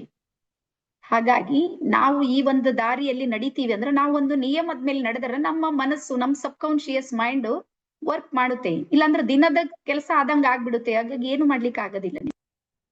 ಓಕೆ, ಸೊ ಇದಿಷ್ಟು ನಿಮ್ಗೆ ಅರ್ಥ ಆಗಿದೆ ಅಂತ ಹೇಳಿ ಅನ್ಕೊಂಡಿನಿ. ಈಗ ನೆಕ್ಸ್ಟ್ ನಮ್ದು ಮತ್ತೊಂದಿಷ್ಟು ಟಾಪಿಕ್ ಕಡೆಗೆ ಹೋಗೋಣ. ನೆಕ್ಸ್ಟ್ ಬರೀರಿ ರೇಖೀಯ ಪಂಚತತ್ವಗಳು. ಇದನ್ನ ರೇಖಿ ಪಂಚತತ್ವಗಳಿವೆ ನೋಡ್ರಿ, ಇದು ನೀವು ನಾಳೆ ಕಾರಲ್ಲಿ ಜಾಯಿನ್ ಆದ್ರೂ ದೀಕ್ಷೆ ಮುಗಿಯತನ ಒಂದೇ ಕಡೆಗೆ ನಿಲ್ಬೇಕು. ದೀಕ್ಷೆ ಯಾರಿಗಾಗೋದಿಲ್ಲ ಅಂತ ಹೇಳ್ತೀನಿ ನೋಡಿ, ಬರ್ಕೋರಿ. ದೀಕ್ಷೆ ನಾವು ಯಾರಿಗ್ ಕೊಡೋದಿಲ್ಲ, ಅಥವಾ ಅವ್ರಿಗೆ ಅನಿಸ್ತದ ದೀಕ್ಷೆ ತಗೊಂಡಿನಂತ, ಬಟ್ ಅವ್ರಿಗೆ ರಿಸಲ್ಟ್ ಬರೋದಿಲ್ಲ. ಯಾರ್ಯಾರಿಗೆ ರಿಸಲ್ಟ್ ಬರೋದಿಲ್ಲ, ಯಾರು ಓಡಾಡ್ತಾ ಇರ್ತಾರ ನೋಡ್ರಿ, ಅವ್ರಿಗೆ ದೀಕ್ಷೆ ಆಗೋದಿಲ್ಲ. ನೀವು ದೀಕ್ಷೆ ಸಂದರ್ಭದಲ್ಲಿ ಒಂದೇ ಕಡೆಗೆ ಇರ್ಬೇಕು, ಒಂದನೇದು. ಎರಡನೇದವ್ರು ಯಾರು ಮಲಗಿ ದೀಕ್ಷೆ ತಗೋತಾರ ನೋಡ್ರಿ, ಅವ್ರಿಗೆ ದೀಕ್ಷೆ ಆಗೋದಿಲ್ಲ. ಮಲಗಿರ್ತಾರ ನೋಡ್ರಿ, ಅವ್ರಿಗೆ ಆಗೋದಿಲ್ಲ. ಆಮೇಲೆ ದೀಕ್ಷೆ ಸಂದರ್ಭದಲ್ಲಿ ಜಾಸ್ತಿ ಮಾತಾಡೋದು, ಹರಟೆ ಹೊಡೆಯೋದು ಇಂಥದ್ ಮಾಡ್ತಾರ ನೋಡ್ರಿ, ಅವರಿಗೂ ಸಮೇತ ದೀಕ್ಷೆ ಆಗೋದಿಲ್ಲ. ಅವರನ್ನ ಬಿಟ್ಟು ಎಲ್ಲರಿಗೂ, ಯಾರು ನೇರವಾಗಿ ಕುಳಿತುಕೊಳ್ತಾರ ಅವ್ರಿಗೆ ದೀಕ್ಷೆ ಆಗುತ್ತೆ. ಈವನ್ ಹೆಲ್ತ್ ಇಶ್ಯೂ ಇದೆ ಅವರಿಗೂ ಸಮೇತ ದೀಕ್ಷೆ ಆಗುತ್ತೆ. ನಿಮ್ಮ ಮನೆಯಲ್ಲಿ ಯಾರಿಗಾದ್ರೂ ಆರಾಮಿಲ್ಲ ಅಂದ್ರೆ ಅವರಿಗೂ ಸ್ನಾನ ಮಾಡಿ ವೈಟ್ ಡ್ರೆಸ್ ಹಾಕಿ ನಿಮ್ ಪಕ್ಕದಲ್ಲಿ ಕೂರ್ಸ್ಕೊರಿ, ಅವರಿಗೂ ದೀಕ್ಷೆ ಕೊಡ್ತೀನಿ ನಾ, ಹಂಗೇನಿಲ್ಲ. ಆದ್ರೂ ಓಡಾಡೋದು ಇದು ಮಾಡೋದು ಇದೆ ನೋಡ್ರಿ, ಅದು ಇಲ್ಲ. ಎಷ್ಟು ಸಲ? 3 ಸಲ ತಗೋಬಹುದು ಲಾಸ್ಟ್ ದೀಕ್ಷೆನ, 3 ಸಲ ತಗೋಬಹುದು. ನಾನು 7 ಸಲ ತಗೊಂಡಿದ್ದು. ನನ್ಗೇನ್ ಕಂಡೀಷನ್ ಇದೆ ಅಂತ ದೀಕ್ಷೆ ಸಲುವಾಗಿ ಅನ್ಸಂಗಿಲ್ಲ, ಬಟ್ ನಾನಂತೂ 7 ಸಲ ತಗೊಂಡಿ. ನಾನು ತಗೊಂಡಾಗ ಒಂದ್ಸಲ ನನ್ನ ಎನರ್ಜಿ ಚೇಂಜ್ ಆಗಿದೆ. ಹಾಗಾಗಿ ನೋಡ್ರಿ ನಿಮ್ಗೆ ಹೆಂಗ್ ಸಾಧ್ಯ ಇದೆ. ನೆಕ್ಸ್ಟ್ ಬರೀರಿ ರೇಖೀಯ ಪಂಚತತ್ವಗಳು. ಈಗ ನಾವು ರೇಖಿಯನ್ನ ಕಲಿಯುವಾಗ ನಿನ್ನೆ ಹೇಳ್ದ ರೇಖೀಯ ನಿಯಮಗಳಲ್ಲಿ ರೇಖಿಗೆ ಭೇದ ಭಾವ ಇಲ್ಲ ಅಂತ ಹೇಳಿದ, ನೆನ್ಪಿದೆ ಎಲ್ಲರಿಗೂ? ರೇಖಿಗೆ ಗಂಡು ಹೆಣ್ಣು, ಸಣ್ಣವರು ದೊಡ್ಡವರು, ಭಾಷೆ ಇದು ಯಾವ್ದು ಇಲ್ಲ, ಎಲ್ಲರೂ ರೇಖಿಯನ್ನ ಕಲಿಬಹುದು. ಆದ್ರೆ ರೇಖಿ ಏನ್ ಹೇಳುತ್ತೆ ಅಂದ್ರ, ನಾನು ನಿನ್ನನ್ನ ಒಲಿಬೇಕು ಅಂದ್ರ ಈ 5 ತತ್ವಗಳನ್ನ ನಿನ್ನ ಜೀವನದಲ್ಲಿ ನೀನು ಅಳವಡಿಸ್ಕೊಳ್ಬೇಕು ಅಂತ ಹೇಳುತ್ತೆ ರೇಖಿ. ಈ ಹಾಗಾಗಿ ನಾಳೆಗೆ ದೀಕ್ಷೆಗೆ ಯಾರೆಲ್ಲರೂ ರೆಡಿ ಇದ್ರಿ, ಒಂದ್ ಕಂಡೀಷನ್ ಏನು ಅಂದ್ರ, ಈ ಪಂಚತತ್ವಗಳು ನಿಮ್ಮ ಜೀವನದಲ್ಲಿ ಅಳವಡಿಸಿಕೊಳ್ಳೋದಕ್ಕೆ ನೀವು ರೆಡಿ ಆಗಿರ್ಬೇಕು. ಯಾರ್ಯಾರು ರೆಡಿ ಇದ್ರಿ ಸ್ವಲ್ಪ ಹಿಂಗ್ ಮಾಡ್ರಿ. ಹಿಂಗ್ ತಿಳ್ಕೊಬೇಡ್ರಿ ಮೇಡಮ್ ಫ್ರೀ ಹೇಳತ್ತಾರ ಹೆಂಗಾರ ಹೂ ಅಂದ್ರ ಆಯ್ತು ಅಂತ ಹೇಳಿ. ಒಂದ್ಸಲ ಕೈ ಎತ್ತ ಬ್ರಹ್ಮಾಂಡಕ್ ಮೆಸೇಜ್ ಹೋಗ್ತಾ ಇದೆ ನೋಡ್ರೆ, ನೆನ್ಪಿಡ್ರಿ. ಹಿಂಗ್ ಕೈ ಎತ್ತಿದ್ರಿ ಪಿಕ್ಚರ್ ಹೋಗ್ಬಿಡ್ತು, ಫೋಟೋ ಕ್ಲಿಕ್ ಆಯ್ತು ಈಗ ನಿಮ್ದೆಲ್ಲಾರ್ದು. ನೀವ್ ಯಾವ್ದಕ್ ಒಪ್ಕೊಂಡಿರಿ? ಯಾವ್ದಕ್ ಒಪ್ಪಿರಿ? ರೇಖೀಯ ಜೊತೆಗೆ ಜೋಡಿಸ್ಕೊಳ್ಳೋದಕ್ಕೆ 5 ತತ್ವಗಳು ನನ್ನ ಜೀವನದಲ್ಲಿ ನಾನು ಅಳವಡಿಸ್ಕೊಳ್ತೀನಿ ಅಂತ ಹೇಳೋದಕ್ಕೆ ನೀವೆಲ್ಲ ತಯಾರಾಗಿದ್ರಿ. ಕೈ ಎತ್ತಿರಿ. ಕೈ ಎತ್ತಿದ್ಮೇಲೆ ಏನ್ ಅನ್ಸಂಗಿಲ್ಲ, ಈಗ ಹೇಳ್ತೀನಿ ತಾಳ್ರಿ. ನೀವು ಮೊದಲನೇ ತತ್ವ ಬರೀರಿ, ರೆಡ್ ಪೆನ್ಲಿಂದ ಬರೀ, ರೆಡ್ ಪೆನ್ ಇದ್ರೆ ರೆಡ್ ಪೆನ್ಲಿಂದ ಬರೀರಿ. ನಾನು ಇವತ್ತಿಗೆ ಮಾತ್ರ ಕೋಪ ಮಾಡಿಕೊಳ್ಳೋದಿಲ್ಲ. ಫಸ್ಟ್ ತತ್ವ ಯಾವುದು?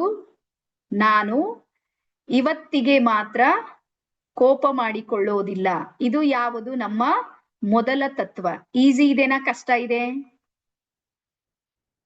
ಈಸಿ ಇದೆನಾ ಕಷ್ಟ ಇದೆ? ಇಮಾನ್ದಾರಿ ಅಂದ್ರೆ ಸತ್ಯವಾಗಿ ಹೇಳ್ರಿ. ಕಷ್ಟ ಇದೆಯಲ್ಲ, ಹಿಂಗ್ ಕೈ ಮಾಡ್ರಿ. ಯಾರ್ಯಾರಿಗೆ ಅನಿಸುತ್ತೆ ಕಷ್ಟ? ದೇವ್ರಾಣೆ ಕಷ್ಟನೇ ಇದೆ, ಈಸಿ ಇದೆ ಅಂತ ನನಗೂ ಅನ್ಸಂಗಿಲ್ಲ. ನನಗೂ ಫಸ್ಟ್ ಬಂದಾಗ ಭಾರಿ ಭಯಂಕರ ಅನ್ಸಿತ್ತು. ನೀವು ಜೀವನದಲ್ಲಿ ನೋಡ್ರಿ, ಯಾವ ದಿನ ನೀವು ಡಿಸೈಡ್ ಮಾಡಿರ್ ನೋಡ್ರಿ ಸಿಟ್ಟು ಬಿಡ್ಬೇಕಂತ, ಅವತ್ ಹೆಚ್ಚಿಗೆ ಮಾಡಿವ್ ನಾವು. ಯಾರ್ಯಾರಿಗೆ ಅನುಭವ ಇದೆ? ಈಗ ಲೈಫ್ ಮೇಲೆ ಸಿಟ್ಟೆ ಮಾಡ್ಬಾರ್ದಪ್ಪ ದೇವ್ರೆ, ಬಾಳ್ ಶಾಂತಿ ಇರಮಿ ಅಂತ ಯಾವತ್ ಪ್ಲಾನ್ ಮಾಡಿರ್ ನೋಡ್ರಿ, ಅವತ್ ಇಂಥದ್ ಎಡವಟ್ ಮಾಡ್ಕೊಂಡಿವಿ, ಉಲ್ಟಾ ಜಾಸ್ತಿ ಸಿಟ್ಟು ಬಂದಿದ್ದಿದೆ. ಹಾಗಾಗಿ ಅದ್ರ ರೇಖಿ ಹೇಳುತ್ತೆ, ನಿನ್ನ ಹತ್ರ ಸಿಟ್ಟು ಕೋಪ ದ್ವೇಷ, ಅಸೂಯೆ ಇದೆಲ್ಲ ಇದ್ರೆ ನಾನ್ ಬರೋದಿಲ್ಲ ಅಂತ ಹೇಳುತ್ತೆ ಬ್ರಹ್ಮಾಂಡದ ಶಕ್ತಿ. ಹಾಗಾದ್ರೆ ಏನ್ ಮಾಡ್ಬೇಕು? ನಿಮ್ಗೆ ಐಡಿಯಾ ಹೇಳ್ತೀನಿ ನೋಡ್ರಿ, ಬರ್ಕೊಡ್ರಿ.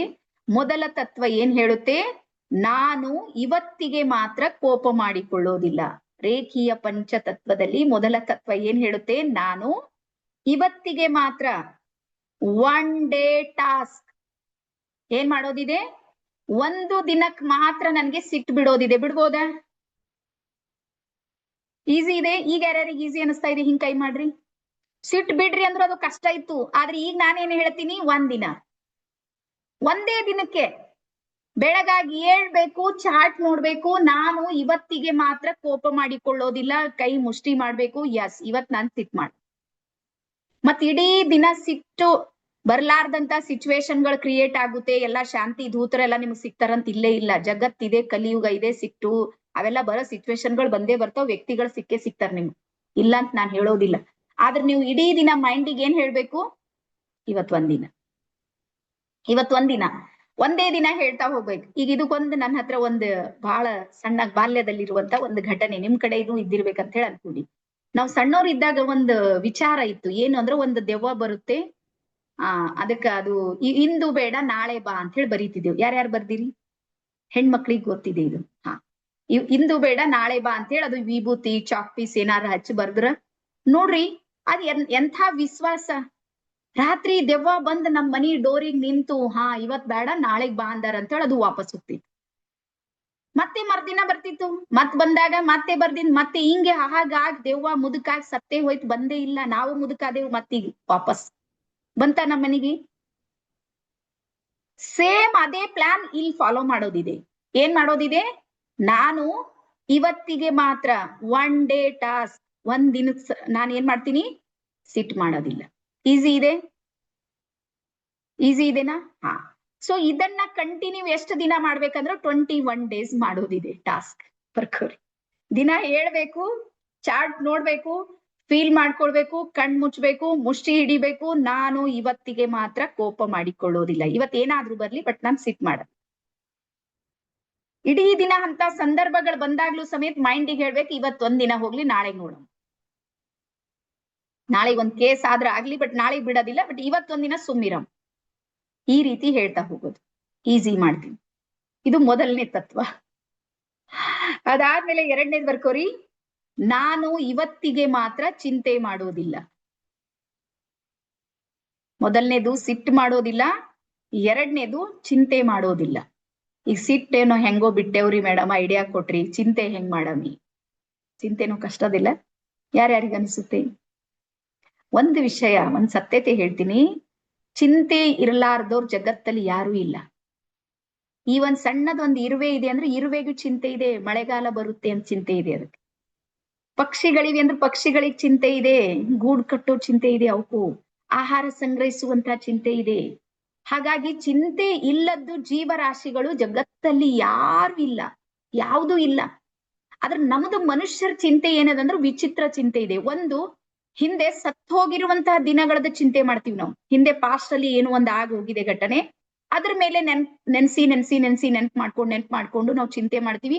ಒಂದು, ನಾಳೆ ಏನಾಗುತ್ತೆ ನನ್ಗೆ ಗೊತ್ತೇ ಇಲ್ಲ, ಅದ್ರ ಮೇಲೆ ಭಯಂಕರ ಚಿಂತೆ ಮಾಡ್ತೀವಿ. ಇದೇ ಆಗ್ತಾ ಇದೆಯಲ್ಲ ಲೈಫ್ ನಲ್ಲಿ. ಆದ್ರೆ ಒಂದು ಮಾತನ್ನ ವಿಚಾರ ಮಾಡ್ರಿ, ನೆನ್ಪಿಟ್ಕೋರಿ. ಇವತ್ತಿಗೂ ಸಮೇತ ಯಾವುದೇ ವ್ಯಕ್ತಿ ಚಿಂತೆ ಮಾಡೋದ್ರಿಂದ ಚಿಂತೆಯಿಂದ ದೂರ ಆಗ್ಲೇ ಇಲ್ಲ. ಅವನು ನಿಶ್ಚಿಂತ ಆಗ್ಲೇ ಇಲ್ಲ, ಸಾಧ್ಯನೂ ಇಲ್ಲ. ಚಿಂತೆ ಮಾಡೋ ವ್ಯಕ್ತಿ ಬಹಳ ನಿಶ್ಚಿಂತ ಇದ್ದಾನೆ. ಚಿಂತೆ ಮಾಡಿ ಮಾಡಿ ಇಂಥ ಸಮಸ್ಯೆ ಪರಿಹಾರ ಕಂಡು ಹಿಡ್ದಿನಂತ ಯಾರಾದ್ರೂ ಇಲ್ಲಿ ಇದ್ರೆ ಹೇಳ್ರಿ, ಐಡಿಯಾ. ನಾನು ಅದನ್ನ ಫಾಲೋ ಮಾಡ್ತೀನಿ. ಇಲ್ಲ, ನೆನ್ಪಿಡ್ರಿ, ನೀವು ಯಾವ ಯೋಚನೆಗಳನ್ನ ನಿಮ್ಮ ಮೈಂಡ್ ಅಲ್ಲಿ ಮತ್ತೆ ಮತ್ತೆ ತಗೋತಾ ಇದ್ದೀರಿ, ಅದ್ರ ವೈಬ್ರೇಷನ್, ಅದ್ರ ಫ್ರೀಕ್ವೆನ್ಸಿ ಜಾಸ್ತಿ ಆಗುತ್ತೆ. ನೀವು ಚಿಂತೆ ಮಾಡೋದ್ರಿಂದ ಚಿಂತೆ ಜಾಸ್ತಿ ಆಗುತ್ತೆ ಹೊರತಾಗಿ ಕಡಿಮೆ ಆಗೋದಿಲ್ಲ. ಹಾಗಾಗಿ ಚಿಂತೆ ಮಾಡುವಂತಹ ಮನಸ್ಸಿದೆ ನೋಡ್ರಿ, ಅದು ರೋಗದ ಗೂಡಿರುತ್ತೆ. ಅಲ್ಲಿ ಬ್ರಹ್ಮಾಂಡ ಬರೋದಿಲ್ಲ. ರೇಖಿ ಎನರ್ಜಿ ಕನೆಕ್ಟ್ ಆಗೋದಿಲ್ಲ ಅವ್ರಿಗೆ. ಹಾಗಾಗಿ ರೇಖಿ ಏನ್ ಹೇಳುತ್ತೆ? ನೀನ್ ನಿಶ್ಚಿಂತಿರು, ನಾನಿದ್ದೀನಿ. ನೋಡ್ರಿ, ಯಾವಾಗ್ಲೂ ನೋಡ್ರಿ, ತಂದೆ ನಮ್ ಜೊತೆಗಿದ್ದಾಗ ಮಕ್ಕಳು ಬಹಳ ನಿಶ್ಚಿಂತಿರ್ತಾರೆ. ಯಾಕಿರ್ತಾರೆ? ನಮ್ ತಂದೆ ಇದ್ದಾರೆ ಅಂತ ಹೇಳಿ. ಹಾಗ ಬ್ರಹ್ಮಾಂಡ ಅನ್ನುವಂಥ ತಂದೆ ನಮ್ ಜೊತೆಗಿದ್ದಾಗ ನಾವ್ಯಾಕ್ ಚಿಂತೆ ಮಾಡ್ಬೇಕು ಹೇಳ್ರಿ? ನಿಮ್ ಗೊತ್ತಾ, ನಿಮ್ಮನ್ನ ಯಾರ್ ಚಾಯ್ಸ್ ಮಾಡಿದ್ದು? ಸ್ವಯಂ ಬ್ರಹ್ಮಾಂಡ. ನಾವು ಬ್ರಹ್ಮಾಂಡವನ್ನ ಆಯ್ಕೆ ಮಾಡ್ಕೊಂಡಿಲ್ಲ, ನಾವು ರೇಖೆಯನ್ನ ಆಯ್ಕೆ ಮಾಡಿಲ್ಲ, ಆದ್ರೆ ಬ್ರಹ್ಮಾಂಡವೇ ರೇಖೆಯೇ ನಮ್ಮನ್ನ ಚಾಯ್ಸ್ ಮಾಡಿದೆ ಅಂದ್ರೆ ಈಗ ನಾವೇನ್ ಮಾಡ್ಬೇಕು? ನಿಶ್ಚಿಂತವಾಗಿರ್ಬೇಕು. ಎರಡನೇದೇನು? ಇವತ್ತಿಗೆ ಮಾತ್ರ ನಾನೇನ್ ಮಾಡ್ತೀನಿ? ಚಿಂತೆ ಮಾಡೋದಿಲ್ಲ, ಆರಾಮ್ಸೆ ಇರ್ತೀನಿ, ಖುಷಿಯಾಗಿರ್ತೀನಿ. ಇದನ್ನ ನೀವು ನಿಮ್ ಜೀವನದಲ್ಲಿ ಎರಡನೇ ತತ್ವವನ್ನ ಅಳವಡಿಸ್ಕೊಳ್ಬೇಕು. ಅದಾದ ನಂತರ ಮೂರನೇದ್ ಬರ್ಕೋರಿ, ನಾನು ಇವತ್ತಿಗೆ ಮಾತ್ರ ನನ್ನ ಕರ್ತವ್ಯವನ್ನು ನಿಷ್ಠೆಯಿಂದ ಮಾಡುತ್ತೇನೆ. ನಾನು ಇವತ್ತಿಗೆ ಮಾತ್ರ ನನ್ನ ಕರ್ತವ್ಯವನ್ನು ನಿಷ್ಠೆಯಿಂದ ಮಾಡುತ್ತೇನೆ. ಕರ್ತವ್ಯ ಅಂದ್ರೆ ನಮ್ಮ ಜಾಬ್. ನಿಮ್ಗೆ ಗೊತ್ತಾ, ನಾನ್ ನಿಮ್ ಎದುರಿಗೆ ಕುಂತೀನಿ, ಇದು ನನ್ನ ಕರ್ತವ್ಯ ಇದೆ, ನಾನು ಕಲಿಸ್ಬೇಕು ನಿಮ್ಗೆ. ನನಗೆ ಇದ್ರಲಿಂದ ಏನ್ ಬೆನಿಫಿಟ್ ಇದೆ ಇಲ್ಲ ಅದು ಯಾವ್ದು ಲೆಕ್ಕ ಹಾಕಂಗಿಲ್ಲ. ಆದ್ರೆ ನನ್ನ ಕರ್ತವ್ಯ ಏನಿದೆ? ನಿಮ್ಗೆ ಕಲ್ಸೋದಿದೆ. ಹಾಗಾಗಿ ರೇಖಿ ಏನ್ ಹೇಳುತ್ತೆ ಅಂದ್ರ, ಯಾರು ತನ್ನ ಕರ್ತವ್ಯವನ್ನ ನಿಷ್ಠೆಯಿಂದ ಮಾಡ್ತಾರ ಅವ್ರಿಗೆ ನಾನ್ ಸಪೋರ್ಟ್ ಮಾಡ್ತೀನಿ ಅಂತ ಹೇಳುತ್ತೆ ರೇಖಿ. ಹಾಗಾಗಿ ನೆನ್ಪಿಡ್ರಿ, ಯಾವ್ದ್ರಿಂದ ನಮ್ಮ ಮನೆ ನಡೀತಾ ಇದೆ, ನಾವು ಸುಖಿಯಾಗಿದ್ದೀವಿ ಅಂತ ಜಾಬ್ ಇರ್ಬೋದಲ್ಲ, ಎಲ್ಲರಿಗೂ ಹುದ್ದೆಗಳು ಮಾಡ್ಬೋದಲ್ಲ, ಆ ಹುದ್ದೆಗೆ ಏನ್ ಮಾಡೋಣ? ನಿಷ್ಠೆ ತೋರೋಣ, ಸತ್ಯವಾಗಿರೋಣ. ನಾವು ಬಹಳಷ್ಟು ಸಲ ಏನ್ ಮಾಡ್ತೀವಿ ಅಂದ್ರೆ ಕ್ಯಾಮ್ರಾ ಕಂಜಿ ಡ್ಯೂಟಿ ಮಾಡ್ತಾ ಇರ್ತೀವಿ, ಬಾಸ್ಗೆ ಹೆದರಿ ನೀಟಾಗಿರೋದು ಪ್ರಯತ್ನ ಮಾಡ್ತೀವಿ. ಒಳಗೆ ಒಂದು ಆತ್ಮಸಾಕ್ಷಿ ಇದೆ. ರೇಖಿ ಹೇಳುತ್ತೆ, ನನ್ನ ಕರ್ತವ್ಯವನ್ನ ನಾನು ನಿಷ್ಠೆಯಿಂದ ಮಾಡಿದ್ರ ರೇಖಿ ಏನ್ ಮಾಡುತ್ತೆ ಅಂದ್ರ ನನ್ಗೆ ಸಪೋರ್ಟ್ ಮಾಡುತ್ತೆ. ಹಾಗಾಗಿ ಮೂರನೇ ತತ್ವ ಇದನ್ನ ಹೇಳುತ್ತೆ. ನಾಲ್ಕನೇದ್ ಬರ್ಕೋರಿ, ನಾನು ನನ್ನ ನೆರೆ ಹೊರೆಯವರನ್ನು ಕಾಳಜಿಯಿಂದ ನೋಡಿಕೊಳ್ಳುತ್ತೇನೆ. ಪ್ರೀತಿ ಮತ್ತು ಕಾಳಜಿಯಿಂದ ನೋಡಿಕೊಳ್ಳುತ್ತೇನೆ. ನನ್ನ ನೆರೆ ಹೊರೆಯವರು ಯಾರು ಅಂದ್ರೆ ನಮ್ಮ ಮನೆ ಅಕ್ಕಪಕ್ಕದವರು. ನಿಮಗ್ ಗೊತ್ತಲ್ಲ, ಕ್ರಿಶ್ಚಿಯನ್ ಸಮಾಜದಲ್ಲಿ ಒಂದ್ ಮಾತು ಬರುತ್ತೆ. ಯೇಸು ಏನ್ ಹೇಳ್ತಾರ? ನೀನು ನಿನ್ನ ನೆರೆ ಹೊರೆಯವರನ್ನ ಪ್ರೀತಿಸು, ಜಗತ್ತನ್ನ ಆಮೇಲೆ ಮಾಡಟಿ ಪ್ರೀತಿ. ನಾವ್ ಏನ್ ಮಾಡ್ತೀವಿ ಅಂದ್ರೆ ಎಲ್ಲಾರು ಮೊಬೈಲ್ದೊಳಗ್ ನೋಡಿ, ಫೇಸ್ಬುಕ್ನಾಗ 5,000 ಫ್ರೆಂಡ್ಸ್ ಅರ ನಂಬಲ್ಲಿ ಇದಾರಲ್ಲ, ಮಿನಿಮಮ್ 5,000 ಅದು ಅಷ್ಟೇ ಇದೆ ಡ್ಯೂರೇಷನ್. ಅಷ್ಟ್ರ ತನಕ ನಮ್ ಹತ್ರ ಫ್ರೆಂಡ್ಸ್ ಇದ್ದಾರೆ. ನಮ್ಗ್ ತೊಂದ್ರೆ ಆದಾಗ ಯಾರು ಬರ್ತಾರ? ನನ್ ಮನೆ ಪಕ್ಕದವ್ರು. ನಾನ್ ಇಷ್ಟು ಭಾಷಣ ಹೊಡಿಲತ್ತೀನಿ, ಇಷ್ಟು ಮಾತಾಡ್ಲತ್ತೀನಿ, ನನಗ್ ತೊಂದ್ರೆ ಆದ್ರ ನಮ್ಮ ಯಜಮಾನ್ರು ಕೋರ್ಟ್ ಡ್ಯೂಟಿ ಮಾಡ್ತಾರ. ಕೋರ್ಟ್ಲಿಂದ ಮನಿಗ್ ಬರ್ಲಾಕ್ 12 ಕಿಲೋಮೀಟರ್ ಅದಾವ್ರಿ. ಅದ್ರ ನನ್ ಪಕ್ಕದ ಮನೆಯವ್ರೊಬ್ಬರು ಮೇಡಮ್ ಒಂದೇ ನಿಮಿಷದಾಗ ನನ್ ಗೇಟ್ಲಿಂದ ಈಚೆಗ್ ಬರ್ತಾರ, ಒಂದೇ ನಿಮಿಷದಲ್ಲಿ. ಹಾಗಾದ್ರೆ ನಾವ್ ಅವ್ರಿಗೆ ಚಿರಋಣಿ ಇರ್ಬೇಕಾ? ಇಲ್ಲ. ಬಟ್ ನಮ್ದು ಅವ್ರ ಸರಿ ದುಶ್ಮನಿ, ಕಂಪೌಂಡ್ ದುಶ್ಮನಿ, ಕಸದ್ ದುಶ್ಮನಿ. ಅವರು ಸುಮ್ನೆ ಮಾಡ್ತಾ ಸುಮ್ ಕೂಡಲ್ ಮಂದಿನು ಹಿಂಗೆ ಮಾಡ್ತಾ ಮಾಡ್ತಾ ನಮ್ ಕಡೆ ಒಂದಿಷ್ಟು ಕಸ ಹಾಕಿ ಒಳಗ್ ಹೋಗಿರ್ತಾರೆ. ಅದು ನಮ್ ಕಣ್ಣಿಗೆ ಬಿದ್ದಿರುತ್ತೆ. ಆಯ್ತು, ಇಡೀ ಜೀವನ ಅವ್ರ ಜೊತೆ ದುಶ್ಮನಿನ ಆಗುತ್ತಲ್ಲ. ಹೆಣ್ಮಕ್ಳಿಗೆ ಗೊತ್ತಿದೆ ಇದ್ರು. ಸೊ ಹಾಗಾಗಿ ಇಲ್ಲಿ ರೇಖಿ ಏನ್ ಹೇಳುತ್ತೆ ಅಂದ್ರ, ನೆನ್ಪಿಡ್ರಿ, ನಾವು ನಮ್ಮ ಸುತ್ತ ಇರುವಂತಹ ಜನರ ವೈಬ್ರೇಷನ್ ಏನಿದೆ ನೋಡ್ರಿ, ಅದು ನಮ್ಮ ಮೇಲೆ ಪ್ರಭಾವ ಬೀರುತ್ತೆ. ನಮ್ಮ ಪ್ರತಿ ಬಹಳಷ್ಟು ಜನ ನೆಗೆಟಿವ್ ಆಗಿದ್ದಾರಂದ್ರ ನನ್ ಬಳಿ ಪಾಸಿಟಿವ್ ಎನರ್ಜಿ ಬರೋದು ಬಹಳ ಕಷ್ಟ ಇದೆ. ಹಾಗಾಗಿ ನಾವು ಮೊದ್ಲು ಏನ್ ಮಾಡ್ಬೇಕಂದ್ರೆ ಅವರನ್ನ ಪಾಸಿಟಿವ್ ಆಗಿ ಮಾಡೋದಿದೆ ನೋಡ್ರಿ, ಅದು ನಮ್ಮ ಕರ್ತವ್ಯ ಇದೆ. ಹಾಗಾಗಿ ನಾನು ನನ್ನ ನೆರೆ ಹೊರೆಯವರನ್ನ ಕಾಳಜಿ ಮತ್ತು ಪ್ರೀತಿಯಿಂದ ನೋಡಿಕೊಳ್ತೇನೆ. ಕೊನೆಗ್ ಬರ್ಕೋರಿ, ನಾನು ನನ್ನ ಹತ್ತಿರ ಏನಿದೆ ಅದಕ್ಕಾಗಿ ಧನ್ಯವಾದ ಹೇಳುತ್ತೇನೆ. ನಾನು ನನ್ನ ಹತ್ತಿರ ಏನಿದೆ ಅದಕ್ಕಾಗಿ ಧನ್ಯವಾದ ಹೇಳುತ್ತೇನೆ. ಗ್ರಾಟಿಟ್ಯೂಡ್. ಈ ವಿಚಾರ ಮನಸ್ಸಿನ ಆಳದಲ್ಲಿ ಸೇವ್ ಮಾಡ್ಕೊರಿ. ಇವತ್ತು ನಮ್ಮೆಲ್ಲರ ನಮ್ದು ಒಂದ್ ದೊಡ್ಡ ದೋಷ ಏನು ಅಂದ್ರ, ನಮ್ ಹತ್ರ ಏನಿಲ್ಲ ನೋಡ್ರ ಅದ್ರ ಮೇಲೆ ಫೋಕಸ್ ಮಾಡ್ತಾ ಇದೀವಿ. ಮಾಡ್ತೀವಲ್ಲ ಎಲ್ಲರೂ? ಏನ್ ಇದೆ ನೋಡ್ರಿ ಅದ್ರ ಮೇಲೆ ಮಾಡಂಗಿಲ್ಲ. ಏನಿದೆ ನನ್ನ ಹತ್ರ ಅದ್ರ ಮೇಲೆ ಫೋಕಸ್ ಮಾಡೋದಿಲ್ಲ. ಯಾವಾಗ್ಲೂ ನೆನ್ಪಿಟ್ಕೋರಿ, ಯೂನಿವರ್ಸ್ ನ ಒಂದು ನಿಯಮಗಳಲ್ಲಿ ಯೂನಿವರ್ಸ್ ನನಗೆ 100 ಕೊಟ್ಟಿದೆ ಅಂದ್ರ 100ರಲ್ಲಿ 1 ವಾಪಸ್ ತಗೊಳುತ್ತೆ. ಅದು ನೀವು ಇಂಥದ್ದೊಂದು ಏನೋ ಒಂದ್ ಕಳ್ಕೊಂಡಿರಿ, ಅದು ನಿಮಗ್ ಪ್ರತಿ ದಿನಾನು ಕಾಡುತ್ತೆ, ಪೀಡಿಸುತ್ತೆ, ನೆನಪು ಮಾಡುತ್ತೆ, ದುಃಖ ಕೊಡುತ್ತಲ್ಲ. ಯಾರ್ಯಾರಿಗೆ ಫೀಲ್ ಇದೆ ಇದು? 100ಕ್ಕೆ 100ರಷ್ಟು ಸುಖಿಗಳು ಇಲ್ಲಂತೂ ಯಾರು ಇಲ್ಲ ಅಂತ ನಾನು ಅನ್ಕೊಂಡಿನಿ. ಇದೆಲ್ಲ ಇರೋದೇ ಎಲ್ಲಾರಿ. ಈಗ ಹಾಗಾದ್ರೆ ನೀವು ದುಃಖವನ್ನ ಕುರಿತು ಯೋಚನೆ ಮಾಡ್ತಾ ಇದ್ರಿ, ಚಿಂತೆಯನ್ನ ಕುರಿತು ಯೋಚನೆ ಮಾಡ್ತಾ ಇದ್ದೀರಿ ಅಂದ್ರ ನೀವು ಇನ್ನೊಬ್ರಿಗೆ ಏನ್ ಸಪೋರ್ಟ್ ಮಾಡ್ತೀರಿ ನನ್ಗೆ ಹೇಳ್ರಿ. ಅಲ್ಲಿ ನೀವೊಬ್ಬ ನಾಳೆ ಹೀಲರ್ ಆಗಿ, ಮಾಸ್ಟರ್ ಆಗಿ, ಗ್ರ್ಯಾಂಡ್ ಮಾಸ್ಟರ್ ಆಗಿ ಒಂದ್ ಸಮಾಜಕ್ಕೆ ಏನೋ ಒಂದ್ ಕೊಡ್ಬೇಕಂದ್ರ ಮೊದಲು ನೀವು ಹೊರಗ್ ಬರ್ಬೇಕಲ್ಲ ಅದ್ರಲಿಂದ. ಹಾಗಾಗಿ ನೆನ್ಪಿಡ್ರಿ, ನಾನು ಏನ್ ಕಳ್ಕೊಂಡಿನ್ ನೋಡ್ರಿ ಅದನ್ನ ಬಿಟ್ಟು ಹಾಕೋಣ. ಏನು ಕಳೆದು ಹೋಗಿರ್ಬೇಕದು, ಕೈ ಜಾರ್ ಹೋಗಿರ್ಬೇಕದು. ಅದು ವಾಪಸ್ ಬರೋದಿಲ್ಲ. ಇವತ್ ನೀವು ಮನಸ್ಸಲ್ಲಿ ದೃಢವಾಗಿ ಇದು ನಂಬಿಕೆಯನ್ನ ಮನಸ್ಸಲ್ಲಿ ಬೇರೂರಿ ಇಟ್ಕೊಡ್ರಿ. ಯಾವುದು ನಾವು ಕಳ್ಕೊಂಡ್ಬಿಟ್ಟಿವ್ ನೋಡ್ರಿ, ಅದು ವಾಪಸ್ ಯಾವತ್ತು ಬರೋದಿಲ್ಲ. ಈಗ ನನ್ನ ಹತ್ರ ಇರೋದ್ ಆಪ್ಷನ್ ಏನು ಅಂದ್ರ ಅದನ್ನೇ ವಿಚಾರ ಮಾಡಿ ಕೊರ್ಗಿ ಕೊರ್ಗಿ ಕೊರ್ಗಿ ಕೊರ್ಗಿ ಸಾಯೋದು ಒಂದ್ ಆಪ್ಷನ್ ಇದೆ. ಇಲ್ಲಂದ್ರ ಅದನ್ನ ಕ್ವಿಟ್ ಮಾಡೋ ಆಪ್ಷನ್ ಇದೆ. ಯಾವ್ದು ಈಸಿ ಇದೆ? ಯಾವ್ದು ಈಸಿ ಇದೆ ನಂಗೆ ಹೇಳ್ರಿ. ಪ್ರತಿದಿನನೂ ಅದನ್ನೇ ಯೋಚನೆ ಮಾಡಿ ಮಾಡಿ ಕೊರ್ಗೋದ್ ಸರಿ ಇದೆನಾ, ಅಥವಾ ಅದನ್ನ ಕ್ವಿಟ್ ಮಾಡೋದ್ ಸರಿ ಇದೆ? ಕ್ವಿಟ್ ಮಾಡೋದ್ ಸರಿ ಇದೆ. ಎಸ್ ದಿವ್ಯ, ಬಿಟ್ಟು ಹಾಕೋದ್ ಸರಿ ಇದೆ. ಹಾಗಾಗಿ ನಾನು ನನ್ನ ಲೈಫ್ ನಲ್ಲಿ ನಾನು ಯಾವ ರೀತಿ ನನ್ನ ದುಃಖಗಳಿಂದ ಹೊರಗೆ ಬಂದ ಅಂತ ಒಂದು ನಿಮಿಷ ನಿಮ್ಗೆ ಹೇಳ್ತೀನಿ. 2015ರಲ್ಲಿ ನನ್ನ ಜೀವನದಲ್ಲಿ ಒಂದು ಬಹಳ ದೊಡ್ಡ ಭಯಂಕರ ಘಟನೆ ನಡೀತು. ಏನ್ ಘಟನೆ ಅಂದ್ರ, ನನ್ನ 11 ವರ್ಷದಕ್ಕಿ ಮಗಳು ಅಚಾನಕ್ಕೆ ಡೆಂಗು ಆಗಿ ನಮ್ಮ ಮಗಳು 3 ದಿನದಲ್ಲಿ ಡೆತ್ ಆದ್ರು. 3 ದಿನ. ಇವತ್ತು ಆರಾಮಿದ್ದಳು, ಮರ್ದಿನ ಹಾಸ್ಪಿಟಲ್ ಕೊಯ್ದೆವು, 3ನೇ ದಿವ್ಸಕ್ಕೆ ವಾಪಸ್ ಕರ್ಕೊಂಡ್ ಬಂದೆವು. 2015ರಲ್ಲಿ. ಇದು ಇವತ್ತಿನ ಘಟನೆ ಇಲ್ಲ. ಆ ಪೇನ್, ಆ ನೋವಿತ್ತು ನೋಡ್ರಿ, ಅದು ಬಹಳ, ಅದು ಹೇಳಿಕ್ ಆಗೋದಿಲ್ಲ. ಅದು ತಾಯಿ ಯಾರು ಇರ್ತಾರ ಅವ್ರಿಗೆ ಮಾತ್ರ ಗೊತ್ತು, ಫ್ಯಾಮಿಲಿ ಅವ್ರಿಗೆ ಗೊತ್ತಿರುತ್ತೆ, ಕಳ್ಕೊಂಡವ್ರಿಗೆ ಮಾತ್ರ ಗೊತ್ತಿರುತ್ತೆ. ಅದು ಎಷ್ಟು ನಾನು ಅದ್ರಲ್ಲಿಂದ ಸಫರ್ ಆದ, ಎಷ್ಟು ಡಿಪ್ರೆಷನ್. ಸುಮಾರು 3 ವರ್ಷ ನಾನು ಡಿಪ್ರೆಷನ್ ಪೇಷಂಟ್. ನನ್ಗೇನು ಅಂದ್ರೆ ಬರೀ ಹುಡುಕಾಟ, ಸಿಗ್ತಾಳ ನನ್ ಮಗಳು, ಸಿಗ್ತಾಳ ಮಗಳು ಒಳಗಿಂದ ಆತ್ಮ ಹೇಳ್ತಿತ್ತು ಓದೋರು ಬರಲ್ಲ ವಾಪಸ್. ಆದ್ರೂ ಹುಚ್ಚ ಜೀವ ನೋಡ್ರಿ, ಒಳ ತಾಯಿ ಜೀವ ಎಲ್ಲಾರು ಮರಿತಾರ, ತಾಯಿ ಮರ್ಲಿಕ್ಕೆ ಆಗೋದಿಲ್ಲ. ಅದು ಹುಡುಕಾಟ, ಹುಡುಕಾಟ ಶುರು ಆಯ್ತು ನನ್. ಆಮೇಲೆ ನನ್ಗ ಅನಿಸ್ತು ಏನು ಅಂದ್ರೆ, ನಾನು ಹುಡುಕೋದಕ್ಕಿಂತ ಪಡ್ಕೊಳ್ಳೋದ್ರ ಏನೋ ಒಂದಿದೆ. ಅವಾಗ ಒಂದಿನ ಕುಂತು ಯೋಚನೆ ಮಾಡದ, ನನ್ ಮಗಳಿಗೆ ಚುಕ್ಕಿ ಚುಕ್ಕಿ ಅಂತ ಕರೀತಿದ್ದ. ಒಂದು ಚುಕ್ಕಿ ಹೋದ್ರೆ ಏನಾಯ್ತು?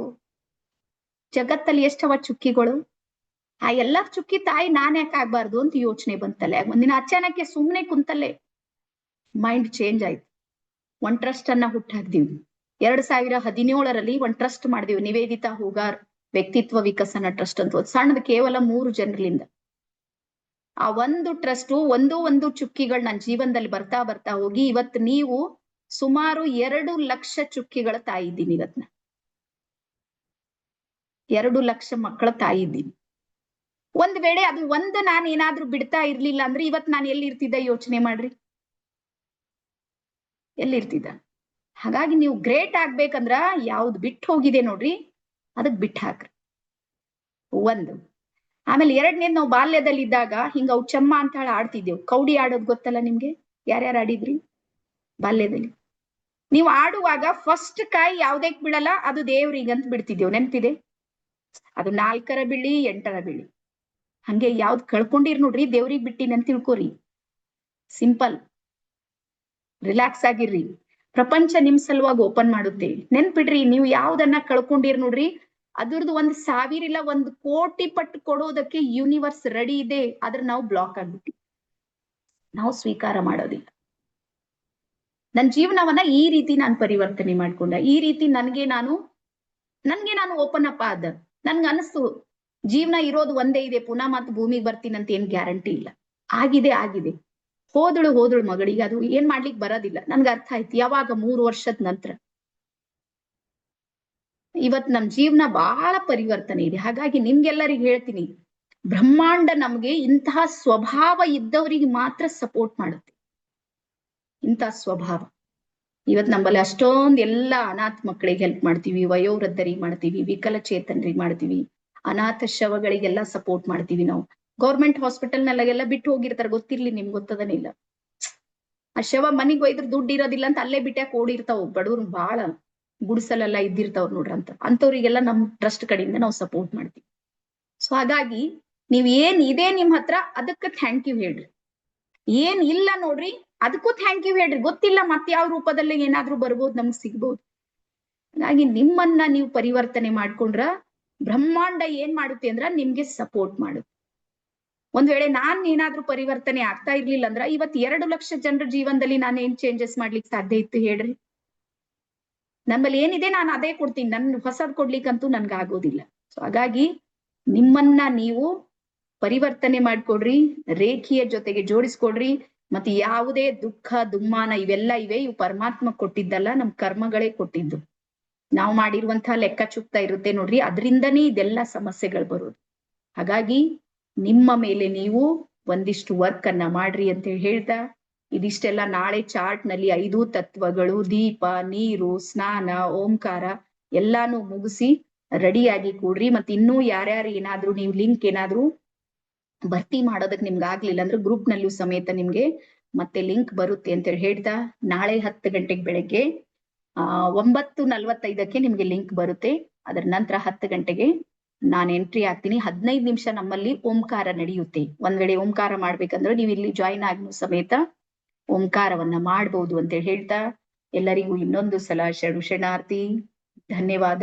ಮತ್ತೆ ಸಿಗೋಣ. Thank you.